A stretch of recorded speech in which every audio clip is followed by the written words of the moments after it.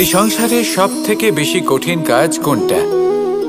কেউ বলবেন যুদ্ধ করা, কেউ বলবেন ধন অর্জন করা, আবার কেউ বলবেন জ্ঞান অর্জন করা সব থেকে বেশি কঠিন। এবার প্রত্যেক ব্যক্তির নিজস্ব অভিজ্ঞতা আছে, আর সেই অনুসারে তার নিজস্ব একটা উত্তর আছে। সাধারণভাবে দেখতে গেলে এই সংসারে সব থেকে কঠিন হলো তপস্যা করা, অর্থাৎ সব কিছু ত্যাগ করে তপস্যায় নিজেকে বিলীন করে দেওয়া। এবার এর থেকে বেশি কঠিন এই সংসারে আর কি বা হতে পারে? এই সংসারে, এই সমাজে, নিজের পরিবারের মধ্যে থেকেও ধৈর্য ধরে সামনে অগ্রসর হওয়া, এটা হলো সব থেকে কঠিন কাজ। কারণ যখন আপনি তপস্যা করেন তখন সেখানে আপনার ধৈর্য ভাঙার মতো কেউ থাকেন না, না কোনো বন্ধু, না কোনো আত্মীয়, না কোনো শত্রু, কেউ না। কিন্তু যখন আপনি এই সমাজে, এই পরিবারে থাকেন, কোনো না কোনো ব্যক্তি এসে আপনার ধৈর্যের বাঁধ ভেঙে দেওয়ার ক্ষমতা রাখেন। তারা আপনার ধৈর্যের বাঁধ ভেঙে দেয়, আর কখনো কখনো তারা অনিচ্ছাকৃতভাবেই সেটা করে থাকেন। কারণ তাদের মানসিকতা আপনার থেকে আলাদা, তাদের কর্ম আপনার থেকে আলাদা, তাদের দৃষ্টিভঙ্গি আপনার থেকে আলাদা, জীবন যাপন আপনার থেকে আলাদা। সেক্ষেত্রে আপনি ধৈর্যচ্যুত হন, প্রসন্নতা আপনার থেকে ছিনিয়ে নেওয়া হয়। সেই জন্য এই সংসারে, এই পরিবারের থেকেও ধৈর্য ধরে সামনে অগ্রসর হওয়া কোনো পর্বতের শিখরে গিয়ে তপস্যা করার থেকেও অনেক বেশি কঠিন।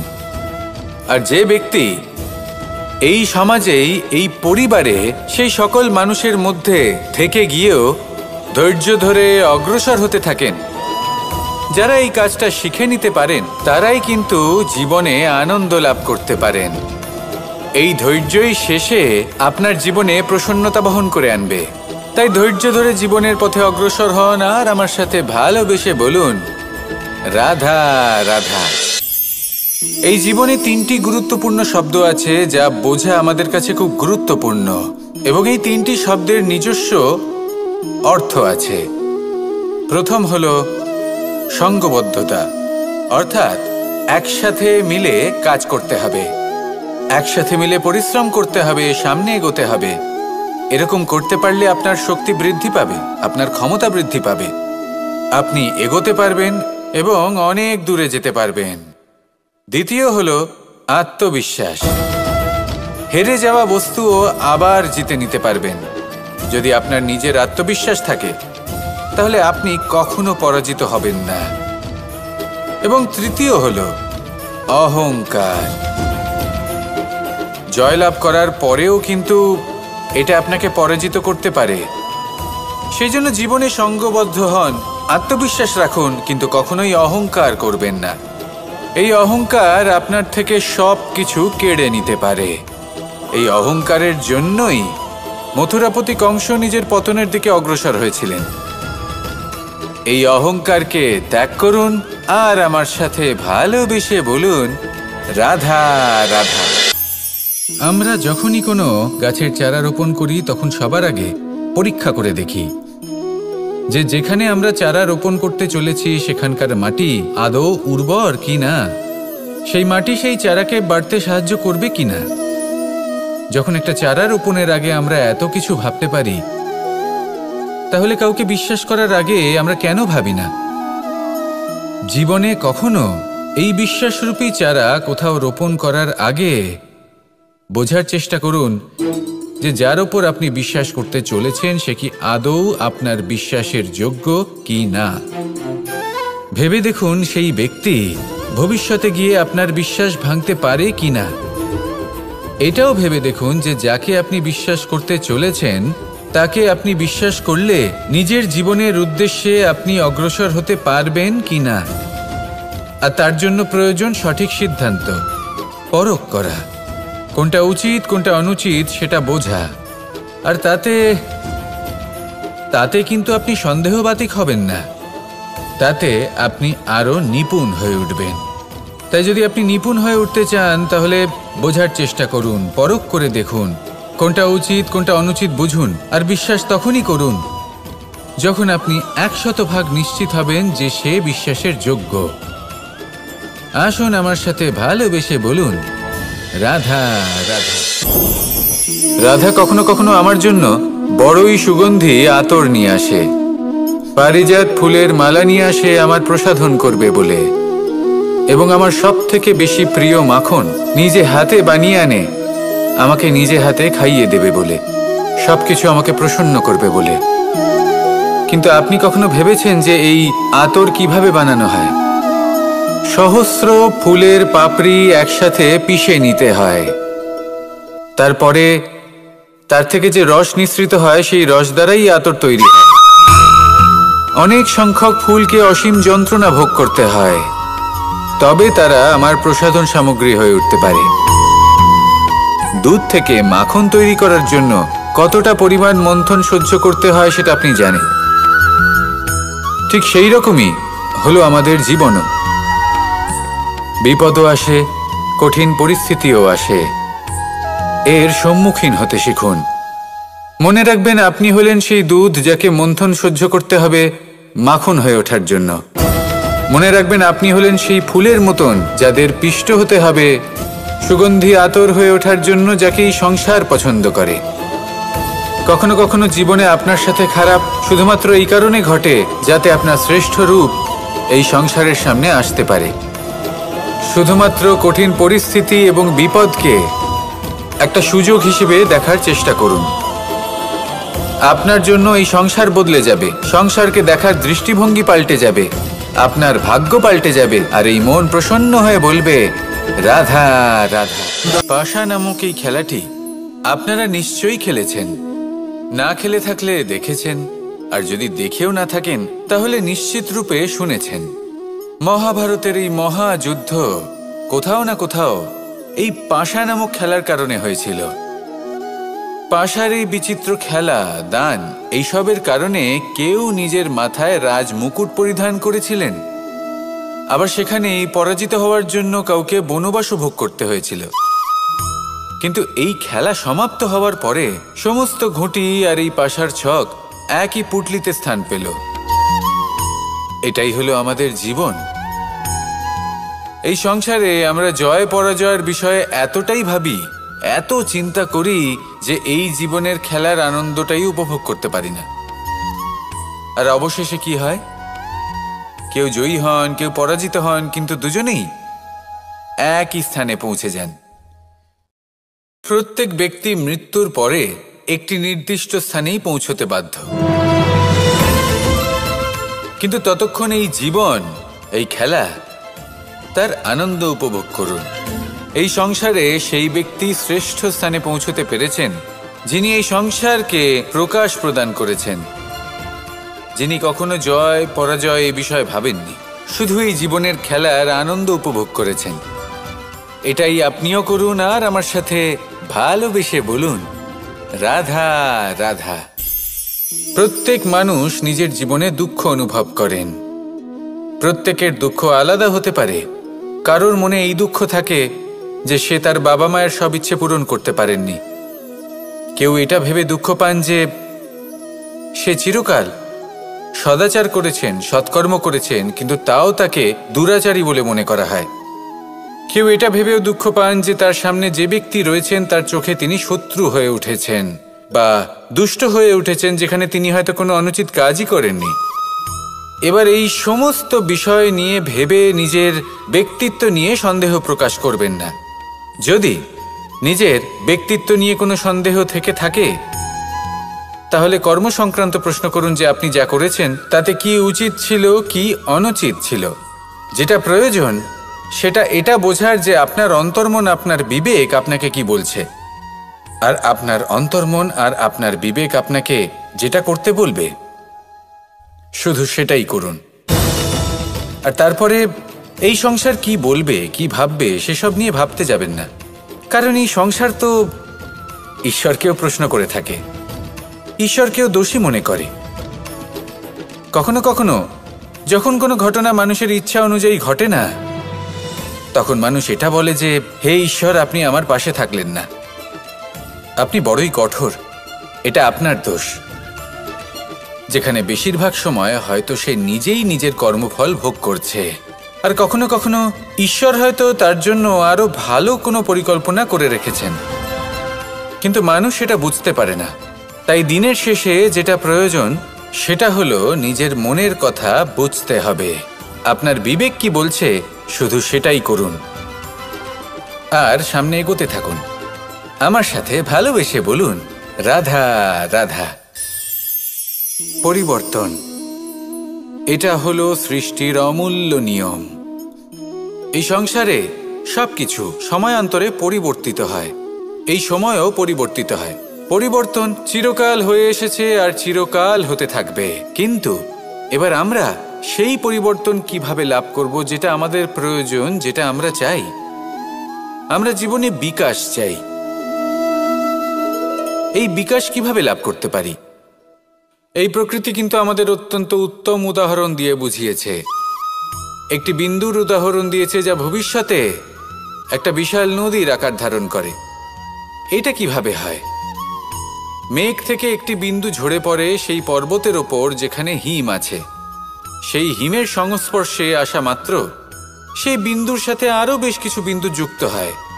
তারপর তারা অগ্রসর হয়, আরও কিছু বিন্দু যুক্ত হয়, আস্তে আস্তে একটা ক্ষীণ ধারার রূপ ধারণ করে এবং সেটাই ভবিষ্যতে আরও এগোতে থাকে।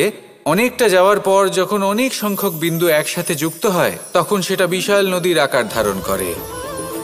এবার আমরা মানুষ বলে আমাদের সাথে এই নিয়মের অন্যথা হয় তা নয়। আমরাও এই প্রকৃতির অংশ, আমাদের ক্ষেত্রেও একই নিয়ম প্রযোজ্য। যখন পরিশ্রম করে অনেক সংখ্যক বিন্দু আমরা একত্রিত করব তখনই পরিবর্তনের নদী প্রবাহিত হবে। প্রয়োজন হলো নিরন্তর পরিশ্রম করা এবং ধৈর্য ধরা। এটা করতে থাকুন, জীবনে সব কিছু লাভ করতে পারবেন, কারণ প্রকৃতি আমাদের এটাই শিখিয়েছে।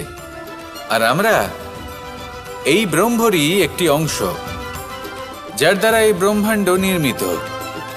আসুন আমার সাথে ভালোবেসে বলুন, রাধা রাধা। কখনো এই প্রকৃতির দিকে তাকিয়ে থাকবেন। এই প্রকৃতি অনেক ধরনের শিক্ষা দেয়। কোনো একটা গাছকে দেখুন কিভাবে সে মাটি থেকে জল শুষে নেয়। সে ঝড় হোক বা হোক কড়া রোদ সব সহ্য করে এবং অবশেষে সে ফল ধারণ করে। আর সেই ফল উৎপন্ন করার পরে সে ফল কিন্তু সে নিজে গ্রহণ করে না, এই সংসারকে প্রদান করে, যাতে পশু পাখি মানুষ তারা এই ফল গ্রহণ করে শক্তিশালী হয়ে উঠতে পারে, সুস্থ থাকতে পারে। সেভাবেই নদী, সরোবর এরা নিজেরাও কিন্তু নিজেদের জল গ্রহণ করে না, মাটিকে প্রদান করে, পশু পাখিকে প্রদান করে। সূর্য নিজেও নিজের জন্য প্রজ্বলিত হয় না, সে প্রকাশ ছড়িয়ে দিতে চায় আমাদের সবার কাছে, সে আলো পৌঁছে দিতে চায়। এই প্রত্যেকের কর্মে পরমার্থ নিহিত আছে, আর সেই জন্যই এদের সকলকে পুজো করা হয়। তাই মনে রাখবেন,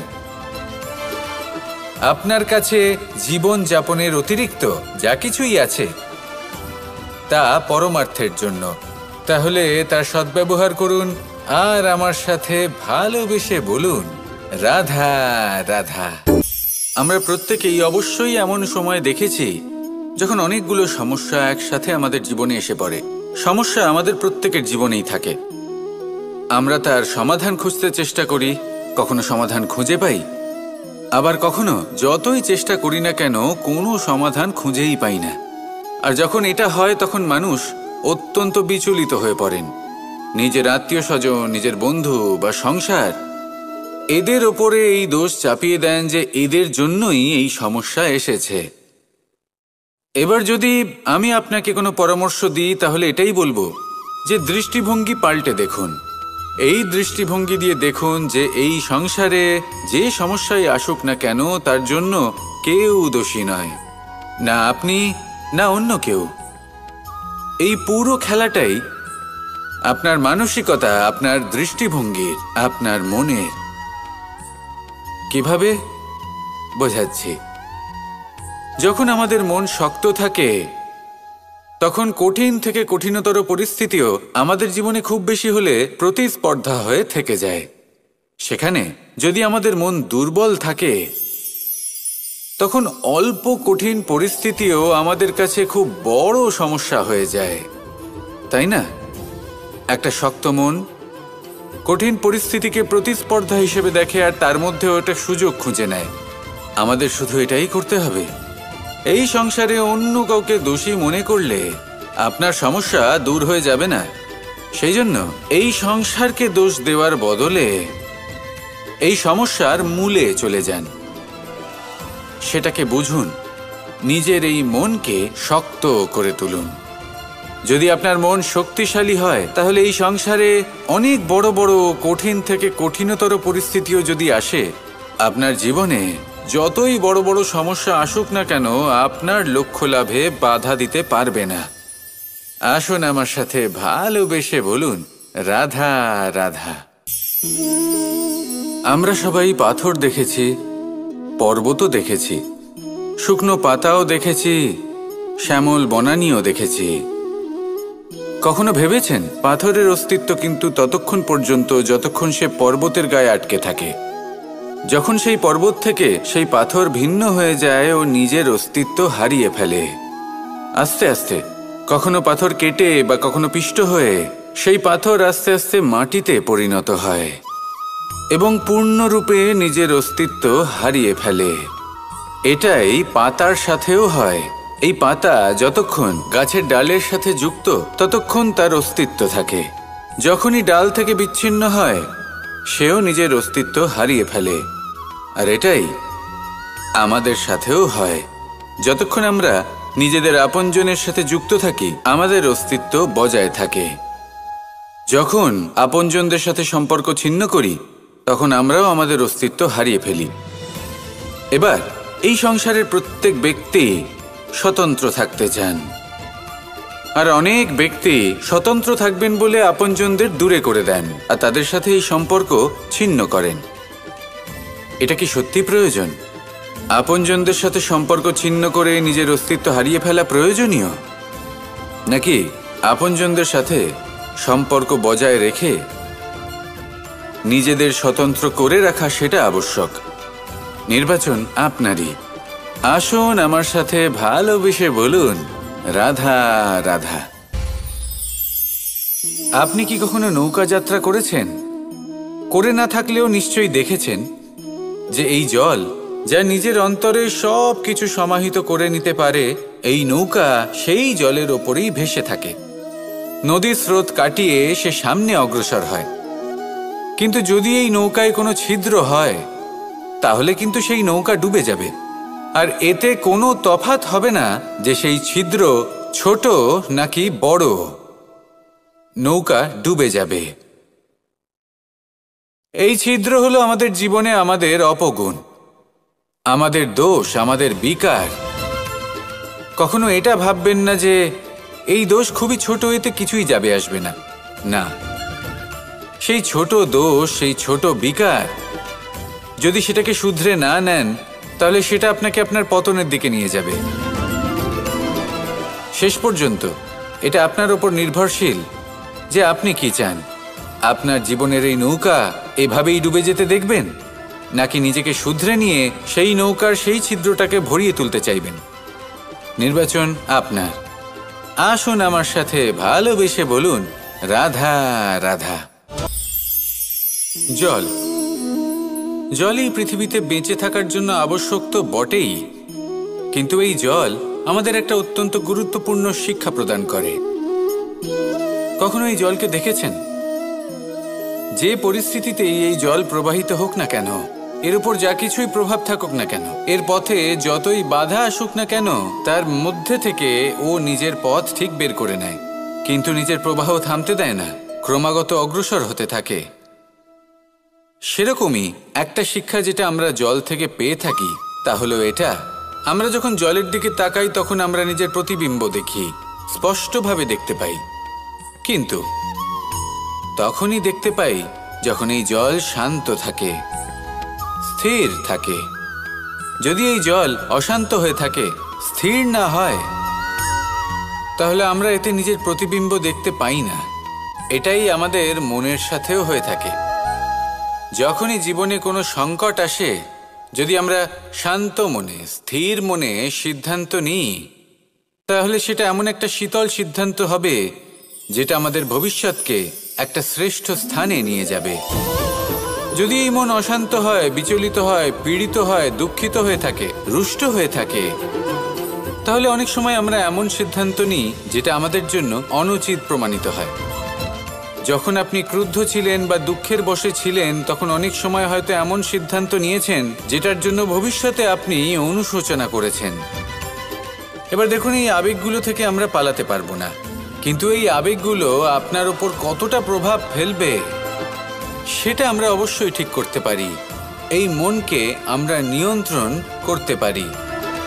এটাই করুন, চিন্তা করুন, এই মনকে শান্ত রাখুন, স্থির হতে চেষ্টা করুন, আর তারপরে সিদ্ধান্ত নিন। আসুন আমার সাথে ভালোবেসে বলুন, রাধা রাধা। এই সংসারে ভৌতিক বস্তুরও নিয়তি আছে। যারাই এই সংসারে আসে বা উৎপন্ন হয়, তারা কিছুমাত্র সময় পর্যন্তই এখানে থাকতে পারে, আর তারপরে সেও লুপ্ত হয়ে যায়, অর্থাৎ সে নিজেও এই পঞ্চমহাভূতে সমাহিত হয়ে যায়। আমাদের সাথেও ঠিক এটাই হয়। সেই জন্যই ঈশ্বর দ্বারা প্রদত্ত এই উপহারের বিষয়ে ভাবুন, এই জীবনের বিষয়ে ভাবুন। ঠিক যেমন বিশ্বাস ভঙ্গ হলে কোনো ব্যক্তি আমাদের কাছে অপরিচিত হয়ে যান, ঠিক সেরকমই শেষ নিঃশ্বাস ত্যাগের পর এই শরীরও আমাদের কাছে পরই হয়ে যায়। তাই এই শরীর থাকাকালীন শ্রেষ্ঠভাবে একে সদ্ব্যবহার করুন, এই জীবনে শ্রেষ্ঠ কর্ম করুন, আর এই জীবনকে শ্রেষ্ঠভাবে যাপন করার জন্য কিছু কথা বোঝা প্রয়োজনীয়। যদি আপনি কারোর প্রশংসা করেন, তাহলে পূর্ণ হৃদয় দিয়ে করুন। যদি আপনি হস্তক্ষেপ করে থাকেন, তাহলে মস্তিষ্ক দ্বারা করুন। যদি আপনি সমীক্ষা করেন, তাহলে বিবেক দ্বারা করুন। যদি আপনি ধন অর্জন করতে চান, তাহলে নীতি অনুসারে চলুন। যদি জীবনযাপন করতে চান, তাহলে রীতি মেনে করুন। আর যদি ঈশ্বরের ভজন করতে চান, তাহলে ভক্তিভাব নিয়ে করুন। শুধু এই কথা মনে রাখবেন যে আপনার এই জীবন কিন্তু অনিশ্চিত কাল পর্যন্তই আছে। কতক্ষণ আছে সেটা কেউ জানে না। তাই কিছু মুহূর্ত যেটা যাপন করতে আমরা এখানে এসেছি, সেখানে ক্রোধ, অহংকার, ঈর্ষা, এইসব আবেগের কি গুরুত্ব বলুন তো? এগুলো ত্যাগ করুন। মানুষকে ক্ষমা করতে শিখুন, আস্তে আস্তে বিশ্বাস করতে শিখুন।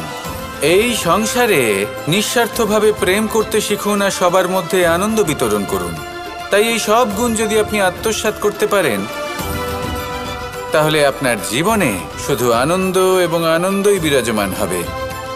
আসুন আমার সাথে ভালোবেসে বলুন, রাধা রাধা, রাধা রাধা, রাধা রাধা। ধর্মরথের 4টি অশ্ব চালানোর জন্য যিনি সারথি হবেন, তার যে 4টি গুণ থাকা প্রয়োজন, সেই সমস্ত গুণ অর্জুনের মধ্যে উপস্থিত রয়েছে। কর্মের শক্তি রয়েছে, ধর্মের প্রতি আসক্তি রয়েছে, জ্ঞানের অভিব্যক্তি রয়েছে এবং সমর্পণের ভক্তি রয়েছে। নিশ্চিত রূপে ধর্মরথে সারথি হবার জন্য অর্জুনই সব থেকে যোগ্য। আর ও শুধুমাত্র দ্রৌপদীর স্বামীই হবে না, ইতিহাসে কুরুবংশের রাজকুমার বা ইন্দ্রপুত্রের নামেই শুধু পরিচিত হবে না, বরং অর্জুনই স্বয়ং ইতিহাস রচনা করবে। অর্জুনই হবে কৃষ্ণ সারথি। যত্র যোগেশ্বর কৃষ্ণ তত্র পার্থ ধনুর্ধর। তাহলে আসুন আর আমার সাথে ভালোবেসে বলুন, রাধা রাধা।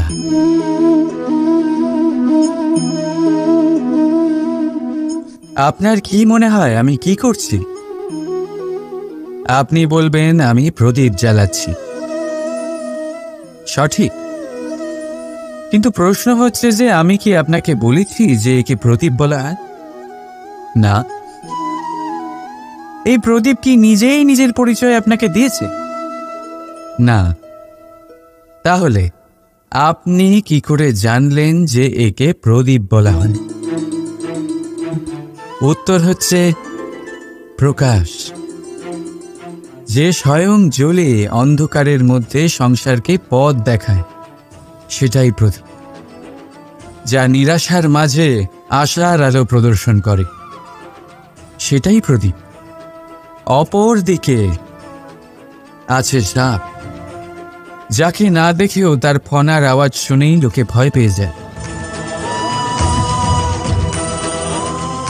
তার মানে ব্যক্তির পরিচয় তার কর্মের দ্বারা পাওয়া যায়। তাই আপনার এটা বলার প্রয়োজন নেই যে আপনার পরিচয় কি। এটা আপনার কর্মই নিশ্চিত করবে যে লোকে আপনাকে প্রদীপ ভেবে ভালোবাসবে নাকি সাপ ভেবে ভীত হয়ে থাকবে। রাধা রাধা। সময় কত বিচিত্র হয়। সময় আমাদের পক্ষে থাকলে আমরা নিজেদের রাজা মনে করে নিই, আর সেই সময় যদি বিপক্ষে চলে যায় তাহলে নিঃস্ব হতে সময় লাগে না। তাই মানুষের একটা অভ্যেস আছে, খারাপ সময়ের জন্য কিছু সঞ্চয় করা। আত্মীয়, বন্ধু খারাপ সময় পাশ থেকে সরে যান। যশ, মান প্রতিকূল সময় চিরস্থায়ী হয় না। তাই মানুষ মনে করে অর্থ সঞ্চয় করাই শ্রেয়। অর্থের কোনো হৃদয় নেই যা সময়ের সাথে পরিবর্তিত হবে। সংসার বলে সর্বদা অর্থ সঞ্চয় করতে থাকুন।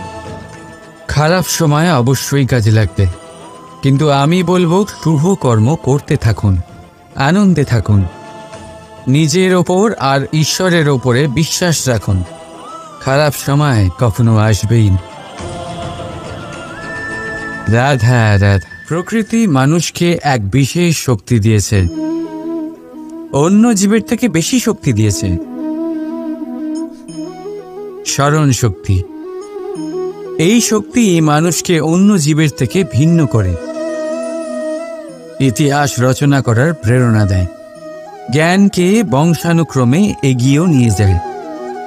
আর যারা ভুলে যান, অধিকাংশ সময় তারা উপহাস আর দয়ার পাত্র হয়ে যান। কিন্তু এটাই কি প্রকৃত রূপে সত্য? না। এই স্মরণ শক্তি মানুষের বিকাশের সব থেকে বড় বাধা হয়ে দাঁড়ায়। তার মনকে দূষিত করে দেয়।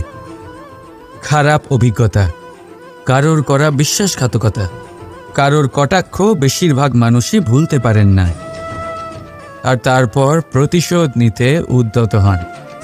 প্রথমে সময় নষ্ট করেন প্রতিশোধের প্রস্তুতিতে, আর তারপর সময় নষ্ট করেন প্রতিশোধ নেওয়ার সুযোগ খুঁজতে। যদি সন্তুষ্টি পেতে চান, যদি জীবনে আনন্দ পেতে চান, তাহলে স্মরণ শক্তির সদ্ব্যবহার করুন। নিজের স্মরণ শক্তিকে চালনা করুন শুধুমাত্র ভালো কথা আর ভালো স্মৃতির দিকে। জীবনে আনন্দ পাবে। রাধা রাধা। মানুষ নিজের পরিবারের জন্য কত কিছুই না করে, দিন রাত পরিশ্রম করতে থাকে যাতে তার পরিবারের প্রয়োজন পূরণের জন্য অর্থ রোজগার করতে পারে। কিন্তু শুধু অর্থ রোজগার করাটাই কি যথেষ্ট? আপনি বলবেন, হ্যাঁ নিশ্চয়ই, অর্থ দিয়ে সব কিছু পাওয়া যায়, বিদ্যা পাওয়া যায়, বাড়ি পাওয়া যায়, ওষুধ পাওয়া যায়, আর কত কিছুই না পাওয়া যায়। এইসব একটা পর্যায় পর্যন্ত সঠিক, কিন্তু একটু মন দিয়ে ভেবে দেখুন, যখন কোনো শিশু অসুস্থ হয়ে পড়ে তখন সে ওই তিক্ত ওষুধ কেন খেয়ে নেয়?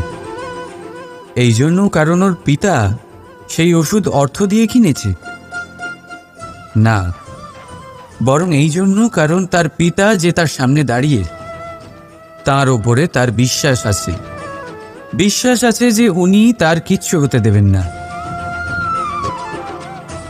এই বিশ্বাস, এই সংস্কার, এই শিক্ষা কখনো অর্থ দিয়ে পাওয়া যায় না। এইটা পাওয়া যায় সেই সময় থেকে যা মাতা পিতা তাদের সন্তানের সাথে কাটিয়েছেন। তাই জীবনে অর্থ অবশ্যই উপার্জন করুন, কিন্তু নিজের পরিবারকেও সময় দিন, আনন্দ পাবে। রাধা রাধা। কখনো কোনো পাখিকে দেখেছেন? যখন তারা ডিম পাড়তে প্রস্তুত হয় তখন তারা সবচেয়ে আগে একটা স্থান খোঁজে, একটা স্থান যা বর্ষা, রৌদ্র আর শত্রুর থেকে সুরক্ষিত হয়। তারপর তারা বাসা তৈরি করে, তারপরেই ডিম পাড়ে। আর তারপর যখন সেই ডিম ফুটে তার সন্তানদের জন্ম হয়, সে তাদের খাবার খাওয়ায়, তাদের রক্ষণাবেক্ষণ করে। কিন্তু যখন তাদের ডানা গজায় তখন না সে তাদের খাবার দেয় আর না তাদের বাসা বানাতে শেখায়। শুধুমাত্র তাদের উড়তে শেখায় সে। তারপর সেই বাচ্চারা আকাশে উড়তে শিখে নিজেরাই নিজেদের খাবার জোগাড় করতে শিখে যায়, নিজেরাই নিজেদের বাসা বানাতে শিখে যায়। আর আমরা মানুষেরা কি করি? আমাদের সন্তান বড় হয়ে যাওয়া সত্ত্বেও তাদের নিয়ে সর্বদা দুশ্চিন্তা করি। তার জন্য আমরা গৃহ নির্মাণের চেষ্টা করি। নিজের সন্তানকে আরও শক্তিশালী করে গড়ে তোলার বদলে তাকে আমরা দুর্বল করে দিই। জীবনে সেটাই করুন যা একটা পাখি করে। নিজের সন্তানকে আকাশে ওড়ার শিক্ষা দিন, সংস্কার দিন, আর একটা নির্দিষ্ট সময়ের পরে তাকে নিজের আকাশ নির্ধারণ করতে মুক্ত করে দিন। রাধা রাধা। সাগরে সেতু বাঁধার গল্প তো আপনারা নিশ্চয়ই শুনে থাকবেন। রামচন্দ্রের সেনাকে 100 যোজন সমুদ্র অতিক্রম করে লঙ্কায় আক্রমণ করতে হতো। সেতুকার নল আর নীল সেতু বাঁধার উপায় বের করল, কিন্তু প্রশ্ন ছিল সেতু বাঁধা কি করে হবে? সমুদ্র অত্যন্ত গভীর। কত পাথর দেওয়া হলে এই বিশাল সমুদ্র অতিক্রম করা সম্ভব হবে? তখন এক উপায় নির্ধারিত হল। পাথরের ওপর লেখা হলো রামের নাম। আর যখন সেই পাথরগুলোকে সাগরে ফেলা হলো, সেগুলো ভাসতে লাগলো। এবারে কেউ বলবেন এটা রামচন্দ্রের নামের মহিমা, কেউ বলবেন এটা নারায়ণের কোনো জাদু। কিন্তু না, এটা রামচন্দ্রের সেই গুণ, ওনার ব্যক্তিত্বের সেই মহান দিক যা ওনার প্রতিনিধিত্ব করেছে। তাই সেই পাথরও সাগরে ভেসে ওঠে।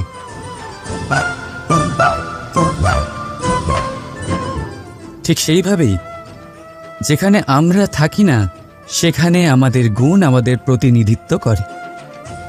আমাদের নামের শক্তি আমরা নিজেরাই তৈরি করি, আমাদের কর্ম দিই, আমাদের গুণ দিই।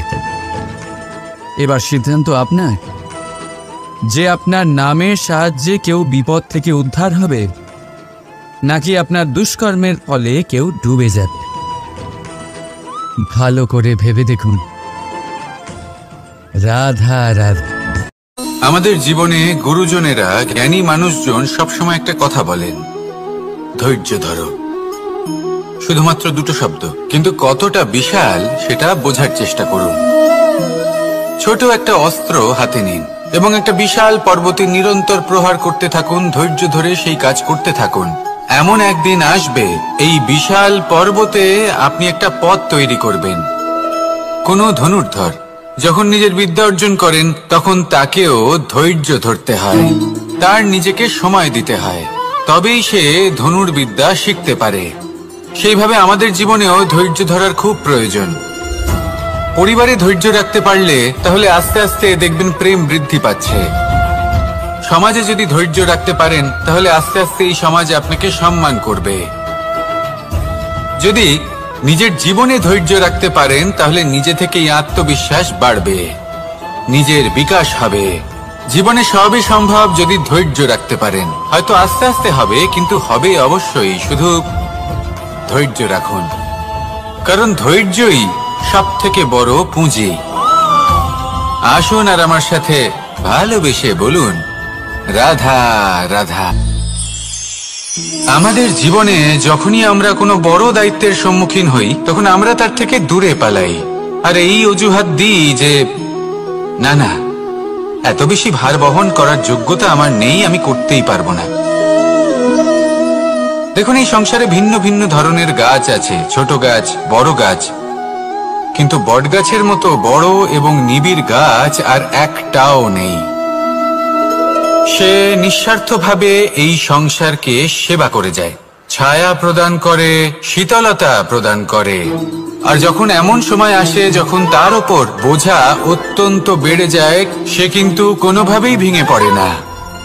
তখন সে নিজের নিঃস্বার্থ কর্মের ফল লাভ করে, সেই নিঃস্বার্থ কর্ম যা সে করেছে। তার দেহ থেকে ছোট ছোট ঝুড়ি বার হয় এবং তা কাণ্ডের আকার ধারণ করে। সেই কাণ্ড মাটির কাছে পৌঁছয় এবং তারপর তা বটগাছের সহায়ক হয়ে ওঠে। সে ভেঙে পড়ে যায় না। এইভাবে আপনিও জীবনে নিঃস্বার্থভাবে সবার সেবা করুন, ভালোবাসুন, সবাইকে সাহায্য করুন। যেদিন আপনার ওপর বোঝা অত্যন্ত বেড়ে যাবে, সেদিন এই সব মানুষ আপনাকে সাহায্য করার জন্য আসবেন, আপনার শক্তি হয়ে উঠবেন, আর আপনি বটগাছের মতোই মহান এবং বিশাল হয়ে উঠবেন। আসুন আর আমার সাথে ভালোবেসে বলুন, রাধা রাধা। একটা শব্দ আছে, পরিস্থিতি। অনেক মানুষের মুখে আমরা এই শব্দ শুনি। জীবনে যখন অসফল হই, দুঃখ আসে, সংকট আসে, কোনো বিপদ ঘনিয়ে আসে, তখন সমস্ত দোষ আমরা পরিস্থিতির ওপর চাপিয়ে দিই। আর দেখতে গেলে কোথাও না কোথাও ঠিকই করি। এই পরিস্থিতি প্রত্যেক দিনের মতো পাল্টাতে থাকে, কিন্তু এই দিন, এই রাত, এমন কেউ আছেন যিনি এর ওপরেও নিয়ন্ত্রণ সাধন করেন, আর তিনি হলেন সূর্য। ঠিক সেই রকমই আমাদের জীবনেও সূর্য হলো এই মন। যদি এই মনের উপর আমরা নিয়ন্ত্রণ করতে পারি, তাহলে আমরা জীবনকেও নিয়ন্ত্রণ করতে পারবো। প্রথমে এই মনের রাজা হয়ে উঠতে হবে। তাই মনে রাখবেন, যদি মন দুর্বল হয়, তাহলে পরিস্থিতি আমাদের সমস্যা বলে মনে হবে। এই মন যদি স্থির হয়, পরিস্থিতি প্রতিস্পর্ধা বলে মনে হবে। আর এই মন যদি শক্তিশালী হয়ে ওঠে, তাহলে যে কোনো পরিস্থিতি আপনার কাছে একটা সুযোগ মাত্র, এমন এক সুযোগ যাতে অগ্রসর হয়ে আপনি মহান হয়ে উঠতে পারেন। এই মনের শক্তির বৃদ্ধি ঘটান, মহান হয়ে উঠুন, আর আমার সাথে ভালোবেসে বলুন, রাধা রাধা। খুব সুন্দর একটা কাহিনী আছে। একবার এক ব্যক্তি নিজের অসফলতার জন্য ত্রস্ত হয়ে সময় দেবতার তপস্যা করতে বসলেন। উনি তপস্যা করলেন এবং সময় দেবতা প্রসন্ন হলেন, মানুষের রূপ ধারণ করে ওনার সামনে প্রকট হলেন। এবার সেই ব্যক্তি ওনাকে জিজ্ঞেস করলেন যে কি এমন আছে যার জন্য আপনি বারবার জয়ী হন আর আমি চিরকাল পরাজিত হয়ে থাকি? কেন এত পরিশ্রম করা সত্ত্বেও আমি সাফল্য লাভ করতে পারি না? তখন সময় দেবতা উত্তর দিলেন যে দিন হোক বা রাত, ঝড় হোক বা ভূমিকম্প, রোদ হোক বা বৃষ্টি হোক, সময়ের সূত্রপাত হোক বা প্রলয়, আমি থামি না, আমি চলতেই থাকি। আর সেই জন্য যিনি থেমে যান তিনি পরাজিত হন আর আমি জয়ী হই। এটাই আমাদের শিখতে হবে। জীবনে সবসময় চলতে থাকুন, কখনো থামবেন না। হ্যাঁ, কিছুক্ষণের জন্য বিরতি নিতে পারেন, বিশ্রাম করার জন্য, নিজেকে আরো সশক্ত করে তোলার জন্য, কিন্তু থেমে যাবেন না।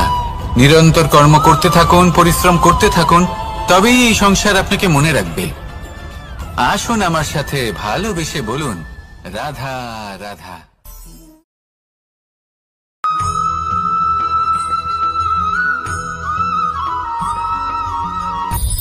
এই সংসারে সব থেকে বেশি কঠিন কাজ কোনটা? কেউ বলবেন যুদ্ধ করা, কেউ বলবেন ধন অর্জন করা, আবার কেউ বলবেন জ্ঞান অর্জন করা সব থেকে বেশি কঠিন। এবার প্রত্যেক ব্যক্তির নিজস্ব অভিজ্ঞতা আছে, আর সেই অনুসারে তার নিজস্ব একটা উত্তর আছে। সাধারণভাবে দেখতে গেলে এই সংসারে সব থেকে কঠিন হলো তপস্যা করা, অর্থাৎ সব কিছু ত্যাগ করে তপস্যায় নিজেকে বিলীন করে দেওয়া। এবার এর থেকে বেশি কঠিন এই সংসারে আর কি বা হতে পারে? এই সংসারে, এই সমাজে, নিজের পরিবারের মধ্যে থেকেও ধৈর্য ধরে সামনে অগ্রসর হওয়া, এটা হলো সব থেকে কঠিন কাজ। কারণ যখন আপনি তপস্যা করেন তখন সেখানে আপনার ধৈর্য ভাঙার মতো কেউ থাকেন না, না কোনো বন্ধু, না কোনো আত্মীয়, না কোনো শত্রু, কেউ না। কিন্তু যখন আপনি এই সমাজে, এই পরিবারে থাকেন, কোনো না কোনো ব্যক্তি এসে আপনার ধৈর্যের বাঁধ ভেঙে দেওয়ার ক্ষমতা রাখেন। তারা আপনার ধৈর্যের বাঁধ ভেঙে দেয়, আর কখনো কখনো তারা অনিচ্ছাকৃতভাবেই সেটা করে থাকেন। কারণ তাদের মানসিকতা আপনার থেকে আলাদা, তাদের কর্ম আপনার থেকে আলাদা, তাদের দৃষ্টিভঙ্গি আপনার থেকে আলাদা, জীবন যাপন আপনার থেকে আলাদা। সেক্ষেত্রে আপনি ধৈর্যচ্যুত হন, প্রসন্নতা আপনার থেকে ছিনিয়ে নেওয়া হয়। সেই জন্য এই সংসারে, এই পরিবারের থেকেও ধৈর্য ধরে সামনে অগ্রসর হওয়া কোনো পর্বতের শিখরে গিয়ে তপস্যা করার থেকেও অনেক বেশি কঠিন। আর যে ব্যক্তি এই সমাজেই, এই পরিবারে, সেই সকল মানুষের মধ্যে থেকে গিয়েও ধৈর্য ধরে অগ্রসর হতে থাকেন, যারা এই কাজটা শিখে নিতে পারেন, তারাই কিন্তু জীবনে আনন্দ লাভ করতে পারেন। এই ধৈর্যই শেষে আপনার জীবনে প্রসন্নতা বহন করে আনবে। তাই ধৈর্য ধরে জীবনের পথে অগ্রসর হন, আর আমার সাথে ভালোবেসে বলুন, রাধা রাধা। এই জীবনে তিনটি গুরুত্বপূর্ণ শব্দ আছে যা বোঝা আমাদের কাছে খুব গুরুত্বপূর্ণ, এবং এই তিনটি শব্দের নিজস্ব অর্থ আছে। প্রথম হলো সঙ্গবদ্ধতা, অর্থাৎ একসাথে মিলে কাজ করতে হবে, একসাথে মিলে পরিশ্রম করতে হবে, সামনে এগোতে হবে। এরকম করতে পারলে আপনার শক্তি বৃদ্ধি পাবে, আপনার ক্ষমতা বৃদ্ধি পাবে, আপনি এগোতে পারবেন এবং অনেক দূরে যেতে পারবেন। দ্বিতীয় হলো আত্মবিশ্বাস। হেরে যাওয়া বস্তুও আবার জিতে নিতে পারবেন। যদি আপনার নিজের আত্মবিশ্বাস থাকে তাহলে আপনি কখনো পরাজিত হবেন না। এবং তৃতীয় হলো অহংকার। জয়লাভ করার পরেও কিন্তু এটা আপনাকে পরাজিত করতে পারে। সেই জন্য জীবনে সঙ্গবদ্ধ হন, আত্মবিশ্বাস রাখুন, কিন্তু কখনোই অহংকার করবেন না। এই অহংকার আপনার থেকে সব কিছু কেড়ে নিতে পারে। এই অহংকারের জন্যই মথুরাপতি কংস নিজের পতনের দিকে অগ্রসর হয়েছিলেন। এই অহংকারকে ত্যাগ করুন, আর আমার সাথে ভালোবেসে বলুন, রাধা রাধা। আমরা যখনই কোনো গাছের চারা রোপণ করি তখন সবার আগে পরীক্ষা করে দেখি যে যেখানে আমরা চারা রোপণ করতে চলেছি সেখানকার মাটি আদৌ উর্বর কিনা, সেই মাটি সেই চারাকে বাড়তে সাহায্য করবে কিনা। যখন একটা চারা রোপণের আগে আমরা এত কিছু ভাবতে পারি, তাহলে কাউকে বিশ্বাস করার আগে আমরা কেন ভাবি না? জীবনে কখনো এই বিশ্বাসরূপী চারা কোথাও রোপণ করার আগে বোঝার চেষ্টা করুন যে যার ওপর আপনি বিশ্বাস করতে চলেছেন সে কি আদৌ আপনার বিশ্বাসের যোগ্য কি না। ভেবে দেখুন সেই ব্যক্তি ভবিষ্যতে গিয়ে আপনার বিশ্বাস ভাঙতে পারে কি না। এটাও ভেবে দেখুন যে যাকে আপনি বিশ্বাস করতে চলেছেন তাকে আপনি বিশ্বাস করলে নিজের জীবনের উদ্দেশ্যে আপনি অগ্রসর হতে পারবেন কি না। আর তার জন্য প্রয়োজন সঠিক সিদ্ধান্ত, পরখ করা, কোনটা উচিত কোনটা অনুচিত সেটা বোঝা। আর তাতে কিন্তু আপনি সন্দেহবাতিক হবেন না, তাতে আপনি আরো নিপুণ হয়ে উঠবেন। তাই যদি আপনি নিপুণ হয়ে উঠতে চান তাহলে বোঝার চেষ্টা করুন, পরখ করে দেখুন, কোনটা উচিত কোনটা অনুচিত বুঝুন। আর বিশ্বাস তখনই করুন যখন আপনি 100% নিশ্চিত হবেন যে সে বিশ্বাসের যোগ্য। আসুন আমার সাথে ভালোবেসে বলুন, রাধা রাধা। রাধা কখনো কখনো আমার জন্য বড়ই সুগন্ধি আতর নিয়ে আসে। পারিজাত ফুলের মালা নিয়ে আসে আমার প্রসাধন করবে বলে, এবং আমার সব থেকে বেশি প্রিয় মাখন নিজে হাতে বানিয়ে আনে আমাকে নিজে হাতে খাইয়ে দেবে বলে, সবকিছু আমাকে প্রসন্ন করবে বলে। কিন্তু আপনি কখনো ভেবেছেন যে এই আতর কিভাবে বানানো হয়? সহস্র ফুলের পাপড়ি একসাথে পিষে নিতে হয়, তারপরে তার থেকে যে রস নিঃসৃত হয় সেই রস দ্বারাই আতর তৈরি হয়। অনেক সংখ্যক ফুলকে অসীম যন্ত্রণা ভোগ করতে হয়, তবে তারা আমার প্রসাধন সামগ্রী হয়ে উঠতে পারে। দুধ থেকে মাখন তৈরি করার জন্য কতটা পরিমাণ মন্থন সহ্য করতে হয় সেটা আপনি জানেন।